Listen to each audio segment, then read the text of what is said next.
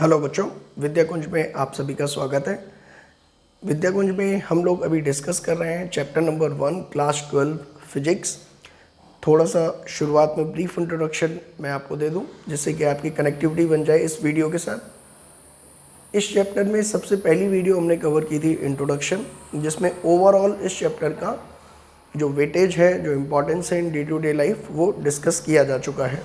Then हमने इस chapter को कुछ सब टॉपिक्स में डिवाइड किया हुआ है, जैसे कि ये 4 सब टॉपिक अभी आपके सामने दिख रहे हैं। इसके बाद भी और सब टॉपिक आएंगे जो कवर कर चुके हैं, वो हमने अभी शो किए हुए हैं स्लाइड में। Electric charge and it's properties cover किया जा चुका है, electric force and Coulomb's law, charge distribution, ये 3 सब टॉपिक पूरी तरह से कवर किए जा चुके हैं। और इस सब टॉपिक इलेक्ट्रिक फील्ड को समझने के लिए इन तीनों की नॉलेज होना आपको ज़रूरी है। Fine.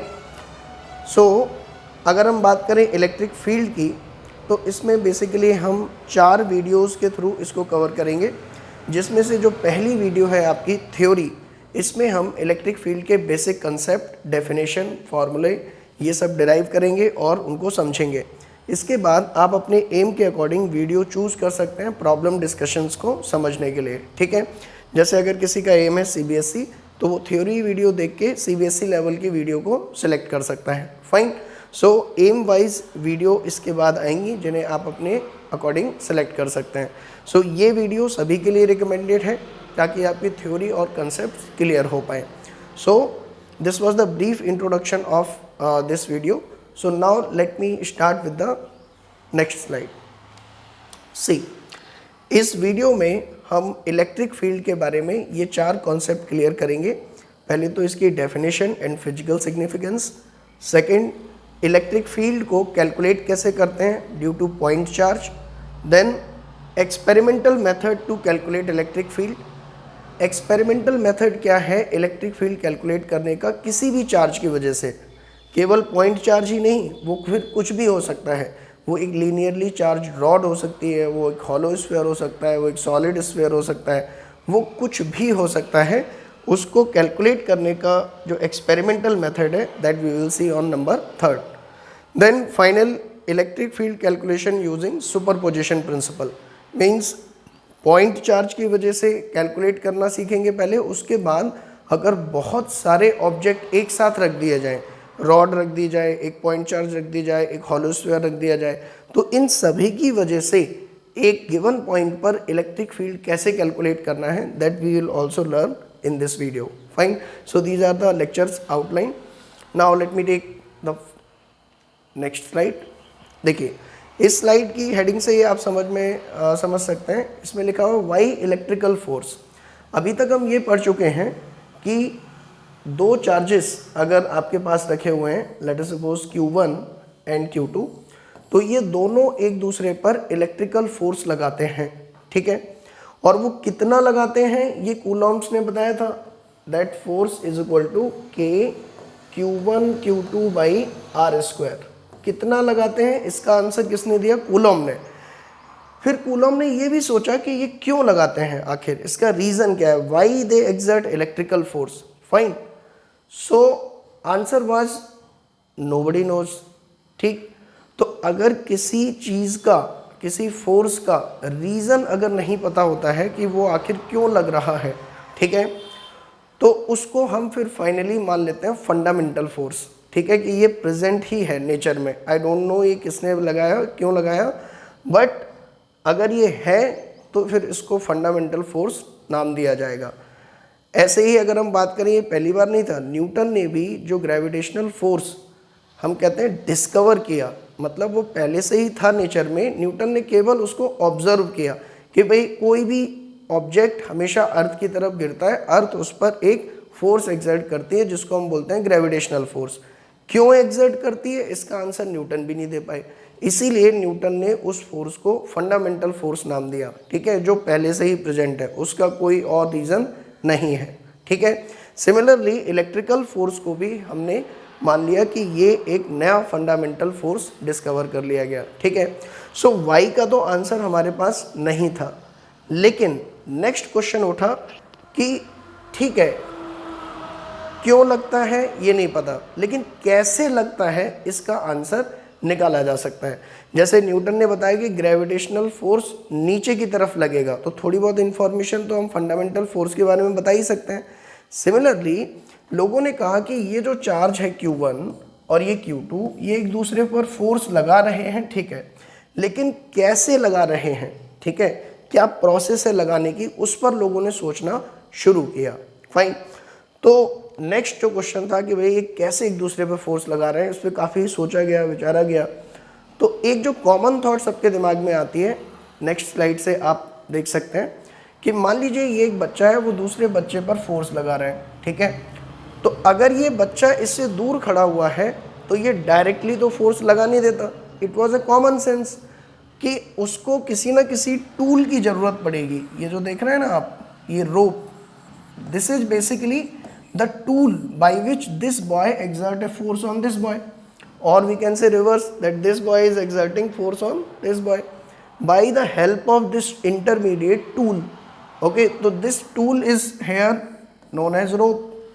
Similarly, if we talk about electric charge, ये जो इलेक्ट्रिक चार्ज है आपके Q1 एंड Q2, ये भी अगर मैं आपसे कहूँ कि एक दूसरे पर जो फोर्स लगाते हैं, तो हमने कहा कि ये एक दूसरे पे फोर्स लगाएंगे with some intermediate tool, and that intermediate tool is called electric field, ठीक है। मतलब ये इलेक्ट्रिक फील्ड के थ्रू एक दूसरे पर फोर्स लगाएंगे। फाइन।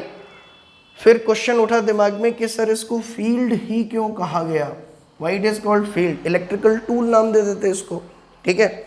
सो इसको समझने के लिए आप ये समझे, सबसे पहली बार आपने फील्ड कहाँ सुना था? डेफिनेटली क्रिकेट फील्ड, है ना। हर कोई सबसे पहले बार ऐसे ही सुनता है कि क्रिकेट फील्ड है जो है। तो क्रिकेट फील्ड की अगर हम बात करें तो आप ध्यान से देख सकते हैं कि जितने जितने रीजन में ये ग्रीन दे रखा है, ठीक है, उतने रीजन में क्रिकेट के इफेक्ट को फील किया जा सकता है। क्लियर। सो कैसे सेटअप करते हैं लोग? सबसे पहले आते हैं वो फील्ड सेटअप करते हैं, फिर क्रिकेट फील्ड बनाते हैं ग्रीन कलर में, फिर उसके बाद उस पर क्रिकेट खेलना शुरू करते हैं। फाइन। सो जो कोई भी इस फील्ड के अंदर है वो क्रिकेट को फील कर सकता है, ठीक है। So similarly if you talk about electric field, उसमें क्या होता है आपका कि मान लीजिए ये चार्ज है, ठीक है, ये चार्ज Q इस स्पेस में आपने ला के रखा, तो ये चार्ज Q क्या करेगा? अपने चारों तरफ एक फील्ड सेटअप कर लेगा। ये जो ब्लू कलर में अब आप देख रहे हैं, ये इस चार्ज ने अपने चारों तरफ क्या सेटअप कर ली? Electrical field. अब इस फील्ड के अंदर अगर आप कोई दूसरे चार्ज को लेके आएंगे, लेट अस सपोज आप इस चार्ज को ले आए, ठीक, तो इस चार्ज पर ये चार्ज क्या लगाएगा? Electrical force. और ये इलेक्ट्रिकल फोर्स लगा ही क्यों पा रहा है? क्योंकि इस पॉइंट पर पहले से इसकी क्या सेटअप थी? Electric field. उस इलेक्ट्रिक फील्ड के थ्रू ये इस चार्ज पर क्या लगा रहा है? फोर्स, ठीक है। अगर मान लीजिए लेट अस सपोज कोई चार्ज इमेजिनरी हम मान लेते हैं यहाँ पर है, जो कि इसकी फील्ड के बाहर है, यहाँ पर इलेक्ट्रिक फील्ड इसकी नहीं है, तो इस चार्ज पर ये चार्ज कोई फोर्स नहीं लगाएगा। Fine. So this is the concept of electric field and its effect on the nearby charge, ठीक है। So now let me take next one. अब हमने क्या किया? इस चार्ज को इसके चारों तरफ रखना शुरू कर दिया, ठीक है। मान लो सेम डिस्टेंस पर हमने अलग अलग जगह पर इस चार्ज को रखा, ठीक। तो हमने देखा कि कहीं पर भी आप इसको रख दो, अगर ये सभी इसके इलेक्ट्रिक फील्ड में रखे हुए हैं, तो इन सभी चार्जेस पर ये चार्ज क्या लगाएगा? आपका फोर्स, ठीक है। सो a charge exert an electrical force to its nearby charges by the help of its electric field. Okay. Now let me take electric field due to a point charge. फिर बात आई कि sir फिर इसको calculate कैसे करेंगे? Electric field आपने कहा, तो लोगों को उस समय केवल कूलॉम्स का लॉ पता था, और उन्होंने कहा कि अगर इसका चार्ज Q1 है, इसका चार्ज Q2 है, तो ये इस पर फोर्स कितना लगा रहा है? F is equal to K Q1 Q2 divided by R square. ये पता था लोगों को। अब उन्होंने कहा कि Q1 सबसे पहले इलेक्ट्रिक फील्ड प्रोड्यूस करेगा, r डिस्टेंस पर, और वो इलेक्ट्रिक फील्ड जाकर इस पर फोर्स लगाएगी। ठीक है, यानी कि इस पर लगने वाला फोर्स दो चीज़ों पे डिपेंड कर रहा है, एक तो इस इलेक्ट्रिक फील्ड E1 पर और इसके खुद के चार्ज पर Q2 पर। ठीक है, सो अगर मैं इस एक्सप्रेशन में देखूं Q2 तो ये रहा, Q2 को अलग कर लो आप। ठीक है, अच्छा वेक्टर फॉर्म में अगर मैं कहूँ, वेक्टर फॉर्म में अगर इसको लिखना चाहूँ फोर्स को, तो कूलॉम्स लॉ के अकॉर्डिंग ये हो जाएगा magnitude r² and this is r cap. Fine, vector form of Coulomb's law आप पहले ही पढ़ चुके हैं। तो इसमें Q2 को तो मैंने अलग कर लिया, और जो बाकी का बचा रह गया part KQ1 divided by magnitude of r² into r cap, ये जो पोर्शन है इसको लोगों ने नाम दे दिया इलेक्ट्रिक फील्ड का। Fine, so this part is called E1। So I can say electric field due to a point charge Q1 at a distance r is given by KQ1 divided by magnitude of r² into r cap. ध्यान से देखें। ठीक है, अभी मैं ये assume करके चल रहा हूं कि ये पॉजिटिव चार्ज है और ये भी पॉजिटिव चार्ज है, तो इस पे जो फोर्स लग रहा था उसकी डायरेक्शन ये आ गई। तो इलेक्ट्रिक फील्ड की भी डायरेक्शन आप देखें आर कैप के अलोंग है, और फोर्स की भी डायरेक्शन आपकी क्या है, आर कैप के अलोंग। ठीक है, सो यहाँ से एक इस एक्सपेरिमेंट से एक चीज़ जो समझ में आई वो क्या है कि पॉजिटिव चार्ज पर फोर्स की जो डायरेक्शन है वही इलेक्ट्रिक फील्ड की उस पॉइंट पर डायरेक्शन होगी। यानी कि मैं कहूँ इस Q1 की वजह से, इफ आई से इस Q1 की वजह से r डिस्टेंस पर जो इलेक्ट्रिक फील्ड है, इस पॉइंट पर इलेक्ट्रिक फील्ड है, उसकी डायरेक्शन भी इसी तरफ होगी, फोर्स की डायरेक्शन में। Fine, now let me take next slide. देखिए, general way to calculate electric field. देखो यहाँ पर तो अभी केवल एक पॉइंट चार्ज की वजह से, ये पॉइंट चार्ज है, इसकी वजह से r डिस्टेंस पर इलेक्ट्रिक फील्ड का फॉर्मूला निकाल लिया हमने। ठीक है, ये r कैप कौन सी डायरेक्शन है आपकी, r cap is the direction of electric field due to positive charge at a distance r and it is radially outward. ठीक है, जनरल मेथड की अगर हम बात करें, general way to calculate electric field, लोगों से पूछा गया कि पॉइंट चार्ज की वजह से तो ठीक है, लेकिन मान लो पॉइंट चार्ज की जगह कुछ और हो। ठीक है, कुछ भी, ब्लैक बॉडी, यहाँ पर कुछ भी हो सकता है इस बॉक्स के अंदर, ट्राइंगल, रॉड, स्फीयर, सिलेंडर, कुछ भी हो सकता है। इस पूरे सेटअप से मान लो मैं इस r डिस्टेंस पर इलेक्ट्रिक फील्ड कैलकुलेट करना चाहता हूँ। What is the value of electric field now at this point r? तो इसका आंसर इसी में छुपा हुआ है। ध्यान से देखो, अगर मैं कहूँ ये ER बेसिकली क्या है, ध्यान से देखो, ये F, और इस पूरे एक्सप्रेशन को मैं कैसे लिख सकता हूँ, इलेक्ट्रिक फील्ड, ध्यान से देखिए, let me rough this, force on this Q2 is equal to electric field due to 1 at point R multiplied by the charge on Q2. So from here I can say E1R is equal to F upon Q2. Fine, so यहाँ से एक general सा expression हमें निकल के आ गया कि Q2 charge पर फोर्स लग रहा है F, तो यूनिट चार्ज पर फोर्स कितना लगेगा, F upon Q2। So electric field can be defined as force experienced by the unit positive charge. ठीक है, ये क्या है आपका पॉजिटिव चार्ज। ठीक, सो लोगों ने एक डेफिनेशन और क्या दे दी कि अगर मुझे किसी भी चार्ज डिस्ट्रीब्यूशन की वजह से r डिस्टेंस पर इलेक्ट्रिक फील्ड निकालना है, तो मैं वहाँ पर मान लो एक चार्ज रखता हूँ Q2 जो कि कैसा है, पॉजिटिव। फिर मैं यहाँ पर इस चार्ज पर फोर्स मेज़र कर लेता हूँ, लेट अस सपोज वो फोर्स है आपका FQ2। देन अगर मैं इस फोर्स को इसी Q2 से डिवाइड कर दूँ, ठीक है, तो जो टर्म मुझे मिलेगा that will be equal to electric field at this point. यानी कि किसी भी चार्ज डिस्ट्रीब्यूशन के आसपास अगर आपको इलेक्ट्रिक फील्ड निकालनी है तो आप वहाँ पर एक चार्ज रखो और उस पर फोर्स मेजर करो और उस फोर्स को उसी चार्ज से डिवाइड कर दो जो आपने वहाँ रखा था। तो ये जो फोर्स पर यूनिट चार्ज निकल के आएगा, force experienced bye a unit positive charge जो निकल के आएगा, उसी को हम उस पॉइंट पर क्या बोलेंगे, इलेक्ट्रिक फील्ड। ये सब इनिशियल डेफिनेशंस थी बेटा जो धीरे धीरे डेवलप हुई, ठीक है। कि भाई अब आप कह सकते हैं सर पॉजिटिव क्यों रखा, नेगेटिव रख देते। ये कन्वेंशन के तौर पे मान लिया गया कि भाई पॉजिटिव चार्ज को रखने पर जो फोर्स आएगा उसको उसी पॉजिटिव चार्ज से डिवाइड करेंगे तो हमें इलेक्ट्रिक फील्ड का एक्सप्रेशन मिलेगा, ठीक है। एक बात ये हो गई, ठीक। दूसरा इसमें एक समझने की बात ये थी कि let me rough this, electric charge जब हमने निकाल लिया फोर्स पर यूनिट कूलम के बेसिस पे, तो मान लीजिए कल को यहाँ पे एक नेगेटिव चार्ज है, ठीक है। मैं कह रहा हूँ कि इसकी वजह से r डिस्टेंस पर मुझे इलेक्ट्रिक फील्ड कैलकुलेट करनी है। तो आपने यहाँ पर क्या किया, एक पॉजिटिव चार्ज रखा, ठीक है, +q। तो इस पर फोर्स कितना लगेगा, मैं कहूँगा kq1, वेक्टर फॉर्म में अगर लिखेंगे तो kq1 q2 magnitude of r² into r cap. तो जब वेक्टर फॉर्म में लिखते हैं तो चार्ज को पोलैरिटी के साथ लिखते हैं, तो जब आप इसको पोलैरिटी के साथ लिखोगे तो कितना आएगा, k -q1 into q divided by magnitude of r² dot r cap. ये वेक्टर r कैप है आपका, फाइन।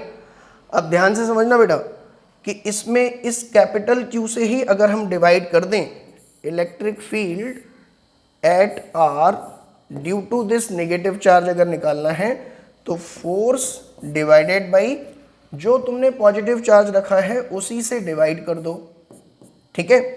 तो जब इससे डिवाइड करोगे तो कितना आएगा, k -q1 into q divided by q r² into r cap.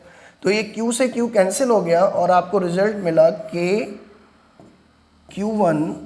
kq1 minus r cap divided by magnitude of r². Now see, this is the formula of electric field due to negative charge at distance r. Okay, so इसमें difference क्या है, यहाँ minus are cap हो गया, यानी कि इस point पर अगर मैं इलेक्ट्रिक फील्ड की बात करूँ तो वो आर कैप के अपोजिट डायरेक्शन में होगी, फाइन। सो एक कंक्लूजन हमें क्या समझ में आया कि इस नेगेटिव चार्ज की वजह से electric field toward the negative charge होगी और पॉजिटिव चार्ज अगर होता तो इस पॉइंट पर electric field away from the positive charge होती। बेसिकली एक कंक्लूजन और हम यहाँ से समझ सकते हैं कि अगर ये पॉजिटिव चार्ज है, ये नेगेटिव है, तो ये इसको इस डायरेक्शन में फोर्स लगाएगा, फाइन। तो इलेक्ट्रिक फील्ड की डायरेक्शन और पॉजिटिव चार्ज पर फोर्स की डायरेक्शन दोनों क्या है आपकी, सेम। देखो ध्यान से, क्लियर। उस केस में क्या था, जब पॉजिटिव लिया था आपने तो फोर्स भी इधर लग रहा था और फील्ड भी हमने उधर ही मानी थी, क्लियर। सो यहाँ पर हमें एक ये कंक्लूजन पता चल गया कि direction of electric field on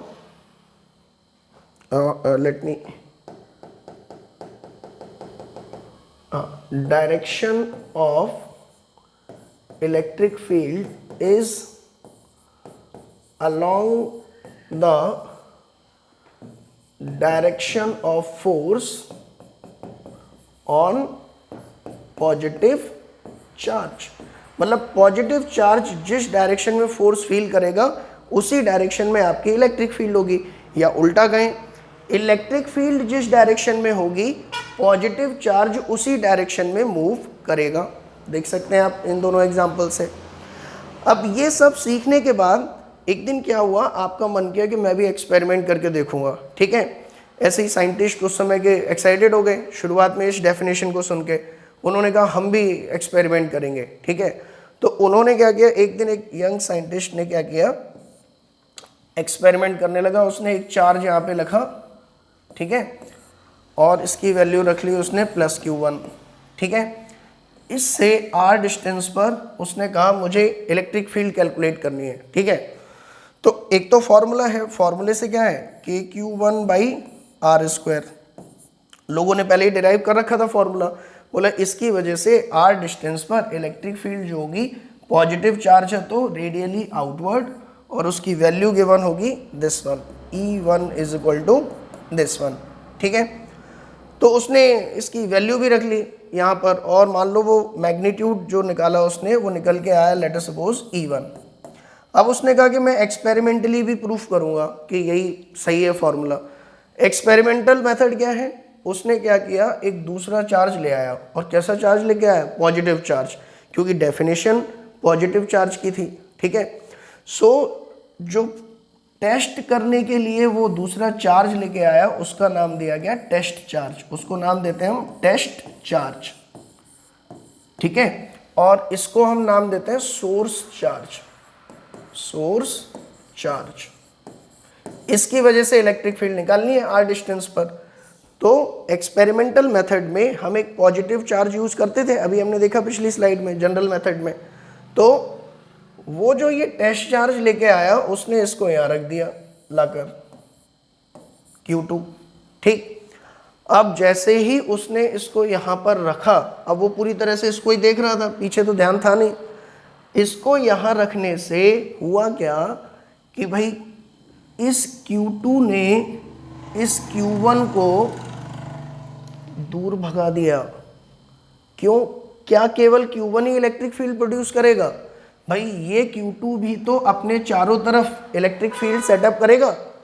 और जैसे ही ये Q2 आप r डिस्टेंस पर लेके आए इसके पास, इसने क्या किया, अपने से r डिस्टेंस पर इलेक्ट्रिक फील्ड सेटअप कर ली लाइक दिस। और इस इलेक्ट्रिक फील्ड के सेटअप होते ही वो तो यहाँ इसको रखने में बिजी था, वो Q1 भाग गया इधर दूर। ठीक है, और इसने यहाँ पर जैसे ही फोर्स को मेजर किया, ठीक है, तो अब ध्यान से सोचो, अगर इसकी इलेक्ट्रिक फील्ड से ये दूर भाग गया, यहाँ पर आ गया, ठीक है, तो इनके बीच में सेपरेशन बढ़ जाएगा, और जो फोर्स वो यहाँ मेजर करेगा वो फोर्स पहले के कंपैरिजन में क्या हो जाएगा, कम। ठीक है, और अब जो वो एक्सपेरिमेंटल मेथड का फॉर्मूला यूज करेगा, force measured divided by Q2, ठीक है, वो आपको जो इलेक्ट्रिक फील्ड देगी, देखो ध्यान से, यहाँ से जो इलेक्ट्रिक फील्ड वो मेजर करेगा वो कितना आएगा, KQ1 Q2 divided by r dash का स्क्वायर। ध्यान समझो, r डैश कौन सी डिस्टेंस है, जो इसने इसको रिपेल करने के बाद दूर भगा दिया है, और उस टाइम पर उसने जब मेजर किया फोर्स तो डिस्टेंस हो चुकी है r डैश। तो इसको जब वो डिवाइड करेगा Q2 से, तो Q2 से Q2 कैंसिल, और जो फील्ड मेजर की उसने वो कितनी आई, KQ1 अपॉन r डैश का स्क्वायर। फाइन, सो थ्योरेटिकली तो ये है KQ1/r², लेकिन एक्सपेरिमेंटली क्या निकल के आई, KQ1 अपॉन r डैश का स्क्वायर। ये r डैश आपकी ग्रेटर देन है r, क्यों, क्योंकि इस Q2 ने इसको भगा दिया दूर अपनी इलेक्ट्रिक फील्ड के थ्रू। सो जो रिजल्ट उसको मिला, वो रिजल्ट मिला कि थ्योरेटिकली तो ज़्यादा आ रही है फील्ड, और एक्सपेरिमेंटली कम आ रही है। और वो जाके चिल्लाने लगा, बोला नहीं नहीं, आपका एक्सपेरिमेंटल मेथड गलत है। ठीक है, आपके फॉर्मूले से तो ये आंसर आ रहा है, लेकिन एक्सपेरिमेंटली जब मैंने किया इसको तो ये आंसर आ रहा है E2। तो लोगों ने सोचा कि हाँ, हमारी डेफिनेशन में थोड़ी गलती है। ये जो हम कहते हैं ना, E is equal to force by Q, any positive charge. ठीक है, तो लोगों ने कहा सच में हमारे मेथड में कुछ गलती है, इस मेथड को कैसे सुधारा जाए। तो फिर लोगों ने स्लाइटली इस मेथड को चेंज किया, और उन्होंने कहा कि अगर आप मान लीजिए किसी चार्ज की वजह से r डिस्टेंस पर इलेक्ट्रिक फील्ड निकालना चाहते हैं, ठीक, तो इस इलेक्ट्रिक फील्ड को कैलकुलेट करने के लिए जो पॉजिटिव टेस्ट चार्ज आप यहाँ रखने वाले हो, इसको लाके यहाँ रखने वाले हो, इस पॉजिटिव टेस्ट चार्ज को ऐसा होना चाहिए जो इस प्लस Q को दूर ना भगाए।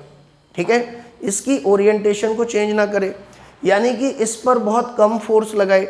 कम फोर्स कब लगेगा, जब ये जो टेस्ट चार्ज जो आप लेके आ रहे हो उसकी खुद की इलेक्ट्रिक फील्ड क्या हो, जीरो या ऑलमोस्ट नेग्लिजिबल।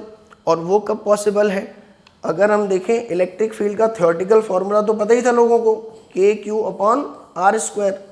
तो इन्होंने कहा कि ये जो टेस्ट चार्ज आ रहा है, अगर इसका चार्ज हम बहुत कम ले लें, ऑलमोस्ट टेंस टू जीरो, तो इसकी वजह से जो इलेक्ट्रिक फील्ड डेवलप हो रही है, जो इलेक्ट्रिक फील्ड डेवलप हो रही है वो भी नेग्लिजिबल हो जाएगी। That will also be equal to zero. तो फिर ये जो चार्ज है वो इस कैपिटल Q पर बिल्कुल नेग्लिजिबल फोर्स लगाएगा और इसको ज़्यादा अफेक्ट नहीं करेगा। Fine. So this is the way to calculate the electric field experimentally. ठीक है। सो उन्होंने डेफिनेशन चेंज की और उन्होंने कहा electric field at any point R from A charge distribution is given by the formula, everything was same, F force experienced by the test charge divided by the value of test charge। बस एक और चीज add उन्होंने कर दी, limit Q tends to 0। now this is the accepted definition of electric field at any point around the charge। fine। so ये limit Q tends to 0 क्यों जरूरी है, क्योंकि ये जो Q है टेस्ट चार्ज है, ये सोर्स चार्ज को अफेक्ट नहीं करना चाहिए। Fine. So this was the general way to calculate the electric field. It is not only for positive charge, point charge, it is for any charge distribution. ठीक है। So I hope this is clear to you. Now let me conclude some conclusion. क्या क्या हमने सीखा अभी तक अगर हम बात करें। ठीक है। पहला पॉइंट पढ़ें, electric field at a point around a charge distribution is defined as the force experienced by unit positive test charge placed at that point। ये पॉइंट क्या है आपका, कि कोई भी चार्ज डिस्ट्रीब्यूशन है उसकी वजह से अगर मुझे यहाँ इलेक्ट्रिक फील्ड निकालनी है तो मैं एक टेस्ट चार्ज जो कि कैसा होगा, पॉजिटिव, इसको लेके आऊँगा यहाँ पर और इसने जितना फोर्स फील किया उसको डिवाइड करूंगा खुद इसी की वैल्यू से। इसीलिए इसको हम क्या बोलते हैं, फोर्स एक्सपीरियंस। इस पूरी क्वांटिटी को क्या बोलते हैं, force experienced by unit positive test charge. और इस क्वांटिटी को ही हम क्या बोलेंगे, electric field at that point. Fine. Where limit Q tends to 0। This is also very important. Okay, significance of this. Now next point is direction of electric field at a point is in the direction of force experienced by the positive charge placed at that point। इसका क्या significance है, देखो मान लो मैं आपसे कह रहा हूँ कि आप एक कमरे में हो, ठीक, और आपको ये पता करना है कि इस कमरे में इलेक्ट्रिक फील्ड है या नहीं। ठीक है। और अगर है तो किस डायरेक्शन में है।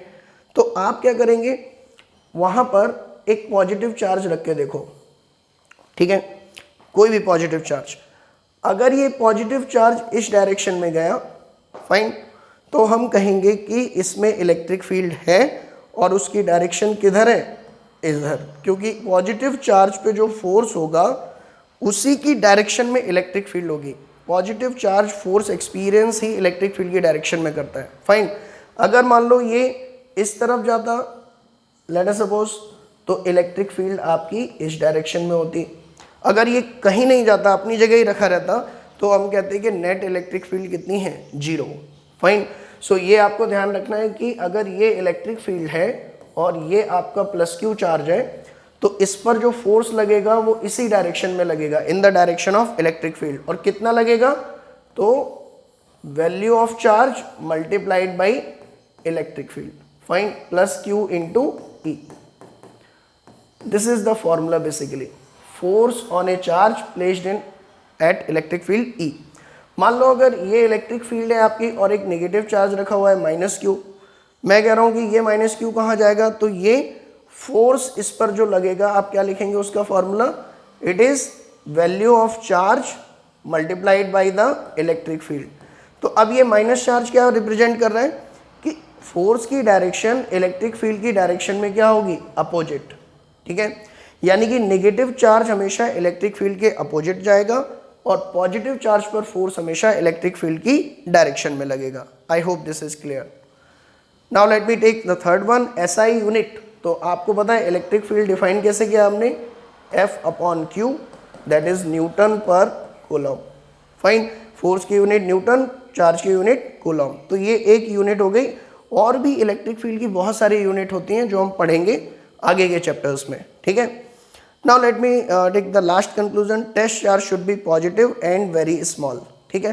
पॉजिटिव क्यों लिया, ये बाई कन्वेंशन लिया, मतलब इसका कोई ये रीज़न नहीं था कि पॉजिटिव ही क्यों लेना चाहिए, ठीक है। नेगेटिव लेते तो नेगेटिव ले लेते, लेकिन यहाँ पर पॉजिटिव होना चाहिए, और दूसरा it should be very small. Fine, चलो, so I hope these conclusions are clear to you. Now let me take next slide, electric field around a positive charge. देखो मेरे पास एक पॉजिटिव चार्ज रखा हुआ है, मान लीजिए ये सेंटर में, ठीक है। मैं पता करना चाहता हूँ कि इसके चारों तरफ इलेक्ट्रिक फील्ड कैसी दिखती होगी या कैसी होगी, किस नेचर की होगी, ठीक है, उसकी डायरेक्शन क्या होगी, ठीक। सो मैंने क्या किया, इसके चारों तरफ जो है एक टेस्ट चार्ज रख दिया, ठीक है। अब सिंस हम यहाँ पर डायरेक्शन में इंटरेस्टेड हैं, मैग्नीट्यूड में नहीं, तो आप चाहे तो पॉजिटिव टेस्ट चार्ज मत रखो, और चाहे आप कोई बड़ा सा पॉजिटिव चार्ज रख दो, कोई फर्क नहीं पड़ेगा, ठीक है। डायरेक्शन का इससे कोई फर्क नहीं पड़ता कि आपका टेस्ट चार्ज छोटा है या बड़ा, किस पे फर्क पड़ता है, मैग्नीट्यूड पर। फाइन, सो मान लीजिए मैंने इसके चारों तरफ एक पॉजिटिव टेस्ट चार्ज रख दिया, तो हमने देखा कि इस पॉजिटिव चार्ज पर फोर्स लगा इस डायरेक्शन में, फिर हमने यहाँ पर एक पॉजिटिव चार्ज रखा, उस पर भी लगा इस डायरेक्शन में, यहाँ पर रख दिया, उस पर भी इस डायरेक्शन में, यहाँ पर रख दिया, उस पर भी। अच्छा, since okay, these are positive charge ना, तो इन पर फोर्स यहाँ ना लग के, इसको लेट मी अंडू। हाँ, पॉजिटिव चार्ज अगर पॉजिटिव, ये भी बीच में क्या दे रखा है आपका, पॉजिटिव चार्ज। फाइन, ये भी पॉजिटिव है, तो पॉजिटिव चार्ज जब इसके पास में रखा तो इस पर जो फोर्स लगा वो इस डायरेक्शन में, इस पर इस डायरेक्शन में, इस पर इस डायरेक्शन में, इन सभी पर रेडियल डायरेक्शन में फोर्स लगा लाइक दिस। और by the conclusion number second, direction of electric field at a point is the direction of force experienced by the positive charge. So we can say कि ये जो force की direction है वही किसकी direction होगी, आपकी इलेक्ट्रिक फील्ड की। सो इस तरह से एक पॉजिटिव चार्ज के चारों तरफ जब हमने इलेक्ट्रिक फील्ड की डायरेक्शन को एनालाइज किया तो हमें पता चला कि वो कुछ इस तरह से दिखाई देगी, ठीक है, रेडियली आउटवर्ड, ठीक है। पॉजिटिव चार्ज से इस तरह से फैलती हुई अपीयर होगी और स्फेरिकली फैलेगी चारों डायरेक्शन में, ठीक है। So we can say electric field is having spherical symmetry, कई बार ऐसे बोल देता है स्फेरिकल सिमेट्री, ठीक है ना। पॉजिटिव चार्ज के चारों तरफ फील्ड इस तरह से निकल रही होगी। Now let me take next slide, अगर मान लीजिए मैं इसको नेगेटिव ले लेता हूँ, let us suppose negative charge, और मुझे इसके चारों तरफ इलेक्ट्रिक फील्ड की डायरेक्शन को ऑब्जर्व करना है, तो उसके लिए मैं अगेन क्या करूँगा, इस पर पॉजिटिव टेस्ट चार्ज रख देता हूँ चारों तरफ। अब की बार मैंने देखा पॉजिटिव टेस्ट चार्जेस पर जो फोर्स लग रहा है वो हमेशा टुवर्ड दिस नेगेटिव चार्ज लग रहा है लाइक दिस। तो इससे हमें क्या पता चला कि इसके चारों तरफ जो इलेक्ट्रिक फील्ड है वो रेडियली इनवर्ड डायरेक्शन में लगी हुई है। So you will find this kind of pattern around the negative charge. Fine, so this is the field pattern around the positive and negative charge, किस तरह से फील्ड होती हैं, ठीक है। Now let me take a solved example based on this, ठीक है। जितना भी अभी तक हमने सीखा उस पर बेस्ड एक सॉल्व्ड एग्जांपल लेते हैं, ठीक। देखिए, मान लीजिए आपके पास एक पॉजिटिव चार्ज है +Q, मैं आपसे कह रहा हूँ कि r डिस्टेंस पर, ठीक है, या इसको ऐसे मान लेते हैं, ये ओरिजिन है और यहाँ ओरिजिन पे रखा हुआ है चार्ज Q, और इस पॉइंट 1,2 पर आपको इलेक्ट्रिक फील्ड कैलकुलेट करनी है, ठीक है। अगर ये पॉजिटिव चार्ज दे रखा है +Q, तो आप क्या कहेंगे, दिमाग में क्या आपके चलना चाहिए कि +Q चार्ज है, ठीक है, और प्लस क्यू से आर डिस्टेंस पर मुझे क्या कैलकुलेट करनी है, इलेक्ट्रिक फील्ड, ठीक है, इस पॉइंट पर। तो सिंस चार्ज के चारों तरफ इलेक्ट्रिक फील्ड निकल रही है, तो इस पॉइंट पर इलेक्ट्रिक फील्ड कैसी होगी, यहाँ से मिलाओ इसको सीधा, और सिंस पॉजिटिव है इसीलिए रेडियली आउटवर्ड होगी, ई आर, ठीक है। यहीं पर अगर मान लो नेगेटिव चार्ज होता माइनस क्यू, तो फिर इस पर इलेक्ट्रिक फील्ड इस डायरेक्शन में होती, लाइक दिस, रेडियली इनवर्ट। और इसकी वैल्यू कितनी होगी, फॉर्मूला क्या है, K Q divided by magnitude of R square into R cap. यहाँ पर इस Q की वैल्यू आपको साइन के साथ रखनी है, विथ साइन, अगर आप वेक्टर फॉर्म में फॉर्मूला लिख रहे हो, ठीक है, वेक्टर फॉर्म में। तो सिंस यहाँ पर अभी क्वेश्चन में पॉजिटिव चार्ज दिया है, मान लो वैल्यू थी +2 माइक्रोकूलम, तो आप क्या लिखेंगे, electric field will be K into +2 microcoulomb divided by magnitude of R vector. अब इसमें आर वेक्टर किसको बोलेंगे, इस चार्ज से इस पॉइंट को मिलाने वाले इस वेक्टर को ही हम क्या बोलते हैं, आर वेक्टर। सो अगर कोऑर्डिनेट पता है आपको, तो आर वेक्टर कितना हो जाएगा, R vector will be equal to 1 into I cap plus 2 into J cap, क्योंकि ऑरिजिन से इसको मिला रहे हैं सीधा सीधा। So from here I can say कि मैग्नीट्यूड ऑफ आर वेक्टर कितना होगा, √1 स्क्वायर प्लस 2 स्क्वायर, इसका स्क्वायर, ठीक है, मैग्नीट्यूड का square into R cap. Now what is R cap, अगर लिखना है, R cap is equal to are vector divided by magnitude of R vector, fine. So again you can say this will be equal to K2 microcoulomb divided by, इसको multiply करेंगे तो कितना आएगा आपका, √1 plus 2 का स्क्वायर, ये तो हो गया मैग्नीट्यूड और इसका cube, fine, into I cap plus 2j cap. So this is the answer for positive charge.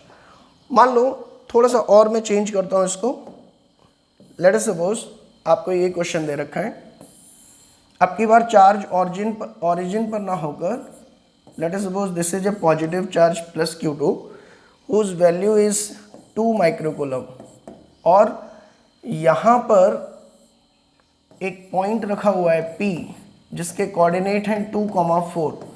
Now I am saying, और इस चार्ज के कोऑर्डिनेट हैं 1,2, ठीक है। नाउ आई एम सेइंग कि इस पर बताओ कितनी आपकी इलेक्ट्रिक फील्ड होगी, ठीक है।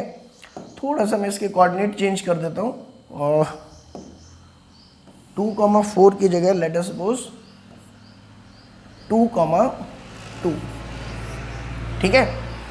अब मैं आपसे कह रहा हूँ कि बताओ इस पर इलेक्ट्रिक फील्ड की वैल्यू क्या होगी, फाइन, वेक्टर फॉर्म में आपको बताना है, इलेक्ट्रिक फील्ड वेक्टर ये कितना होगा, ठीक है, eight P due to Q2। तो सबसे पहले आप क्या करेंगे, ध्यान से समझो, Q2 से डायरेक्टली इस P को मिलाएंगे, और सिंस ये पॉजिटिव चार्ज है तो इलेक्ट्रिक फील्ड की डायरेक्शन क्या होगी, radially outward. So the direction of electric field will be like this, ठीक। सो अब इस वेक्टर को मैंने नाम दे दिया आर वेक्टर, ठीक है। So what is the answer, E vector will be equal to KQ that is +2 microcoulomb divided by magnitude of R का square into R cap, fine, which I can write again K into +2 microcoulomb divided by magnitude of R cube into R vector, ऐसे लिख सकते हैं। अभी question ये है कि are vector कैसे निकालें, how to calculate R vector. तो इस वेक्टर को निकालने के लिए आप क्या करेंगे, सबसे पहले दोनों को, इस Q2 को ऑरिजिन से मिलाएंगे, और इस पॉइंट P जिस पर आप ये निकालना चाहते हैं इसको भी ऑरिजिन से मिलाएंगे, like this. Now the position vector of Q2 is R1 vector, position vector of P is R2 vector, fine. Now from triangle law you can से, देखो ध्यान से, ये ट्राइंगल बन रहा है वेक्टर में, ठीक। सो I can say R1 vector plus R vector is equal to R2 vector. So I can say r vector will be equal to r2 vector minus r1 vector. ये हमने कैसे लिखा? ट्राइंगल लॉ ऑफ एडिशन से, triangle law of addition. भाई ये पढ़ लो आप, अगर वेक्टर आपने रिवाइज नहीं किया है तो बहुत अच्छे से रिवाइज कर लें, क्योंकि ये इसमें बहुत ज़्यादा यूज़ होने वाला है इलेक्ट्रोस्टैटिक में, ठीक है। सो आर वेक्टर भी पता चल गया, r2 minus r1। Now r1 vector कितना होगा आपका, देखो what is the value of r1 vector? r1 vector is 1 i cap plus 2 j cap, r2 vector is 2 i cap plus 2 j cap. So r2 minus r1 अगर मैं आपसे कहूँ कितना आएगा, r2 minus r1 is i cap plus 0 into J cap, I cap आ गया। So from here I can say, अगर मैं इसमें वैल्यू पुट करूं तो r2 माइनस r1 ये वैल्यू कितनी आएगी, इसका मैग्नीट्यूड अगर मैं कहूँ r2 माइनस r1 का magnitude, so that is nothing but magnitude of i cap which is nothing but 1। So put this value here, you will gate k into 2 microcoulomb 1 into i cap. Fine. So in this way we calculate the electric field in vector form due to a single point charge. Okay. So vector बहुत ज़्यादा use होगा, तो इसमें अच्छे से आप ध्यान से समझें. Now let me take next slide which is graph of electric field variation of positive point charge. मान लीजिए आपके पास एक पॉजिटिव चार्ज है प्लस q और इससे r डिस्टेंस पर इलेक्ट्रिक फील्ड की बात कर रहे हैं आप, तो फॉर्मूला हमें पता है electric field is equal to k into plus Q divided by magnitude of R square dot R cap. Fine. So अब अगर मैं बात करूं, ध्यान से समझना बेटा, मैं इलेक्ट्रिक फील्ड की अगर बात करूं तो एक्स एक्सिस के अलोंग ये आपका वाई एक्सिस है, ये एक्स एक्सिस है और ये आपका ओरिजिन है 0,0 और ये पॉजिटिव चार्ज रखा हुआ है। मैं कह रहा हूं कि आपको ग्राफ बनाना है किस किस के बीच में, electric field along the X axis, ठीक, electric field along the X axis versus X coordinate में, ठीक है। तो जैसे अगर मैं कहूँ कि यहाँ पर इलेक्ट्रिक फील्ड क्या होगी इस पॉइंट पर, तो यहाँ से आप x मेज़र करेंगे, ठीक है, और क्या वैल्यू आएगी ये E इज इक्वल टू के क्यू बाई एक्स स्क्वायर, और इस पॉइंट पर निकालनी है तो ओरिजिन से इसको मिलाने वाली लाइन ड्रॉ करोगे लाइक दिस रेडियली अवे, तो ये डायरेक्शन भी आपकी कहाँ आ रही है, along the positive X axis. So electric field भी आपकी क्या आएगी, आई कैप, ठीक है, क्योंकि इस डायरेक्शन में यूनिट वेक्टर एक्स एक्सिस के अलोंग यूनिट वेक्टर को ही हम क्या बोलते हैं, I cap. I hope it is clear. So this is K Q by X square into I cap.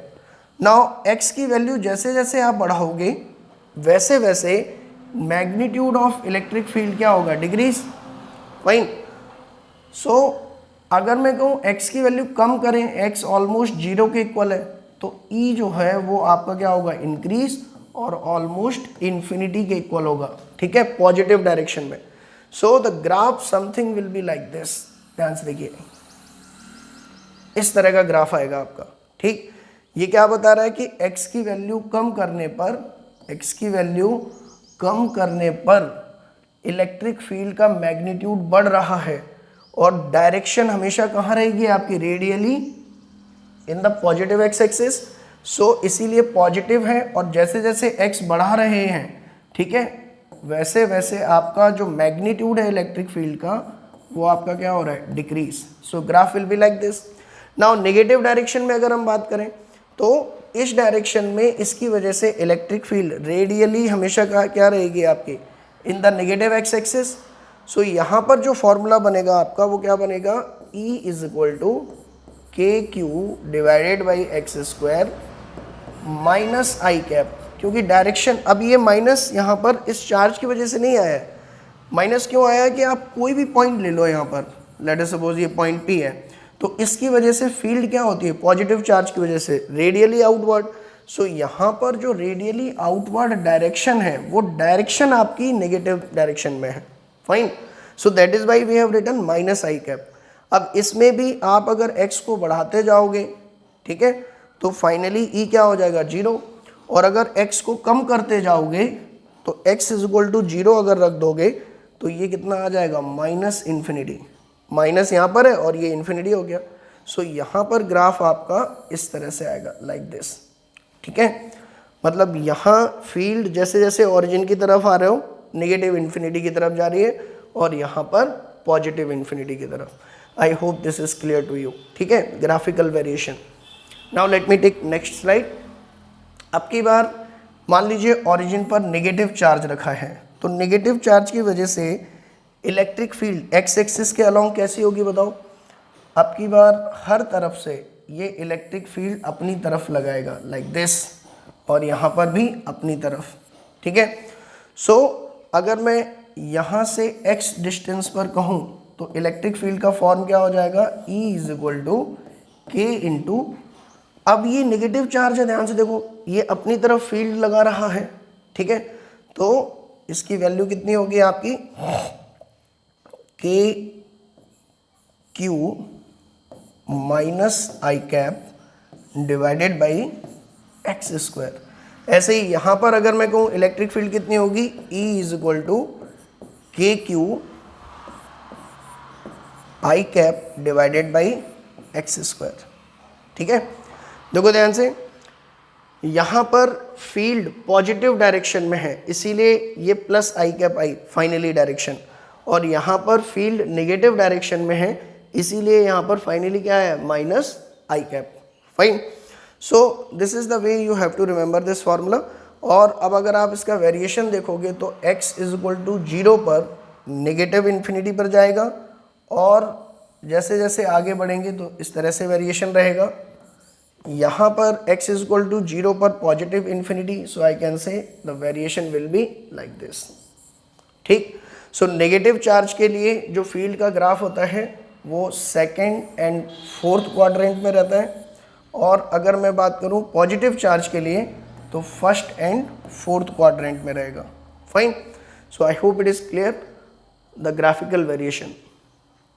Now electric field at a point due to multiple charges, principle of superposition. अगर हम बात करें, ये last topic पे हम पहुंच गए हैं कि अगर बहुत सारे चार्ज आपके सामने रखे हुए हों तो उसकी वजह से आप इलेक्ट्रिक फील्ड कैसे कैलकुलेट करेंगे, ठीक है। सो मान लीजिए ये आपका वाई एक्सिस है और ये आपका एक्स एक्सिस है, ठीक है। अब इसमें यहाँ पर एक चार्ज रखा हुआ है, लेट अस सपोज Q, ठीक है। ये कोई चार्ज नहीं है, बेसिकली आप ये मानो कि ये आपका एक पॉइंट है, लेट अस सपोज, ठीक है, P, जिसका पोजीशन वेक्टर है आपका कुछ r वेक्टर, फाइन। और एक चार्ज यहाँ पे रखा हुआ है Q1 जिसका पोजीशन वेक्टर आपका है r1 vector.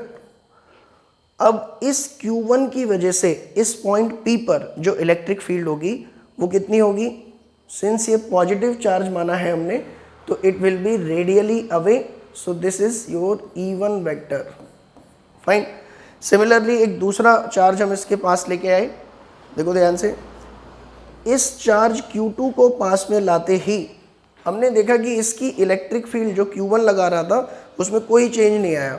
So this is very important thing, एक चार्ज की इलेक्ट्रिक फील्ड जितनी अकेले में वो लगाएगा, चाहे उसके आसपास 10 लोग आ जाएं फिर भी वो उतनी ही इलेक्ट्रिक फील्ड लगाएगा। मतलब किसी के होने या ना होने से उसके परफॉर्मेंस पर कोई असर नहीं पड़ेगा। उसकी इलेक्ट्रिक फील्ड की वैल्यू इस बात पे डिपेंड नहीं करती कि उसके आसपास क्या है, ठीक है। जैसे ह्यूमंस में ऐसा नहीं होता, भाई हम अकेले में हो सकता है कोई काम बहुत अच्छा कर लेते हो, लेकिन कोई सामने से देखने लग जाए तो हम दिमाग में प्रेशर फील करने लगते हैं और हमारी परफॉर्मेंस अप डाउन होने लगती है। लेकिन इसमें ऐसा नहीं होता। यहाँ पर अगर ये Q1 अकेले में भी r डिस्टेंस पर इलेक्ट्रिक फील्ड E1 लगा रहा था तो बेशक इसके आसपास एक दूसरा चार्ज Q2 रख दिया है फिर भी ये इलेक्ट्रिक फील्ड E1 ही लगाएगा। ऐसे ही अगर मैं कहूँ ये Q2 जो है इसका पोजीशन वेक्टर R2 वेक्टर है, तो ये जो Q2 इस पर इलेक्ट्रिक फील्ड लगाएगा, ये पॉजिटिव है तो ये भी radially away, so this is E2। सो इन दोनों की वजह से इस पॉइंट P पर जो नेट इलेक्ट्रिक फील्ड होगी E net, according to superposition principle वो इन दोनों के वेक्टर सम के इक्वल होगी। E1 प्लस E2 इन दोनों के वेक्टर सम के इक्वल होगी। ठीक है, ये बोलता है प्रिंसिपल ऑफ सुपरपोजिशन कि पहले इसकी वजह से निकाल लो, फिर इसकी वजह से निकाल लो और उन दोनों का वेक्टर एडिशन कर दो। अब वेक्टर एडिशन का नाम लेते ही आप लोगों को एक चीज़ क्लियर कर दूं मैं कि अगर आपने वेक्टर एडिशन नहीं पढ़ा है तो अच्छे से जाके रिवाइज कर लें, क्योंकि आगे के न्यूमेरिकल्स में बहुत ज़्यादा यूज़ होने वाला है। ठीक है, फिलहाल के लिए मैं आपको इसमें वीडियो में आगे अभी डिस्कस कर दूंगा पूरा कि कैसे यूज़ करना है वेक्टर एडिशन, बट फिर भी आप एक बार वेक्टर रिवाइज कर लें अच्छे से। ठीक है, चलिए देखिए अब हम सीखते हैं कि ये वेक्टर एडिशन करते कैसे हैं। ठीक है, ये तो हो गया superposition principle. So if we talk about vector addition, तो दो मेथड होते हैं वेक्टर एडिशन करने के, एक तो पैरेललोग्राम मेथड और एक हम सीखेंगे कंपोनेंट मेथड। ठीक है, पैरेललोग्राम मेथड कब इंपॉर्टेंट है, कब अच्छा है यूज़ करना, जब केवल आपको दो वेक्टर दे रखे हों, मतलब केवल एक पॉइंट पर दो इलेक्ट्रिक फील्ड दे रखी हों, केवल E1 E2, मैं कहूँ इन दोनों का वेक्टर एडिशन करना है, दोनों फील्ड का वेक्टर एडिशन, तो फिर आप पैरेललोग्राम मेथड यूज़ कर सकते हो। और ख़ासकर कब, जब केवल मैग्नीट्यूड पूछा हो और इनके बीच में एंगल दे रखा हो, तो पैरेललोग्राम मेथड बहुत बढ़िया है, बहुत जल्दी से आंसर दे देता है खट से एकदम। ठीक है, लेकिन अगर मान लो किसी पॉइंट पर एक से ज़्यादा इलेक्ट्रिक फील्ड लगी हुई हैं, लेट अस सपोज ये केस है, मान लो E1 E2 E3 E4, तो उस केस में पैरेललोग्राम मेथड यूज़ करना थोड़ा सा टाइम टेकिंग हो जाता है, कॉम्प्लेक्स हो जाता है, तो वहाँ पर फिर हम इस अप्रोच को यूज़ करेंगे कंपोनेंट मेथड को। ठीक है, सो एक एक करके समझते हैं कि दोनों का कैसे यूज़ करना है। नाउ लेट अस सपोज आपकी यहाँ पर एक इलेक्ट्रिक फील्ड दे रखी है E1 और यहाँ पर एक इलेक्ट्रिक फील्ड दे रखी है E2, इनके बीच में एंगल है थीटा। ठीक, आपसे कहा कि बताओ resultant electric field at this point P कितनी होगी, तो as per the superposition principle आप क्या कहेंगे, resultant electric field is E1 vector plus E2 vector. ठीक है, now the parallelogram law method क्या बोलता है कि दो वेक्टर्स अगर उनकी टेल एक ही पॉइंट पर है तो उन दोनों का जो एडिशन है वो रिजल्टेंट वेक्टर इस तरह से जाएगा बीच से इनके। ठीक है, और इतना दूर जाएगा कि अगर मैं इन दोनों को एक पैरेललोग्राम की एडजेसेंट साइड मान लूं तो ये इसके डायगोनल के अलोंग होगा, रिजल्टेंट डायगोनल के अलोंग। ठीक है, और ये जो लेंथ है बेसिकली इस डायगोनल की, this will give you net electric field का मैग्नीट्यूड। फाइन, सो अगर मैं कहूँ उसका फॉर्मूला क्या है, magnitude of net electric field is equal to magnitude of E1 vector plus E2 vector is equal to root under E1 का square plus E2 का square plus 2E1 E2 cos theta. Fine, ये formula आपको याद रखना है, where E1 E2 ये सब क्या है, these are the magnitude basically of E1 vector and E2 vector, ये ध्यान रखना है। ठीक है, and theta is the angle between them. Fine, दूसरा एक रिजल्ट जो आपको ध्यान रखना है इसमें वो क्या है कि रिजल्टेंट वेक्टर, मान लो मैं कह रहा हूं कि E2 से कितना एंगल बनाएगा, alpha, so the formula of this alpha is tan alpha is equal to E1 sin theta divided by E2 plus E1 cos theta. देखो ये तो फिर भी याद रह जाता है बच्चों को, लेकिन ये भूल जाते हैं कई बार। ठीक है, और इनके डेरिवेशन भी मैं अभी यहाँ नहीं कराऊंगा, आप जाके वेक्टर वाले जो आपका क्लास 11 का पोर्शन है उसमें देखें, पैरेललोग्राम लॉ मेथड से नेट रिजल्टेंट का मैग्नीट्यूड और उसकी E2 से या नीचे वाले वेक्टर से एंगल कैसे निकालते हैं। ठीक है, क्योंकि अभी वहाँ टाइम वेस्ट होगा हमारा। सो ये दो फॉर्मूले या तो आप याद रखो, ठीक है, डायरेक्शन और मैग्नीट्यूड का।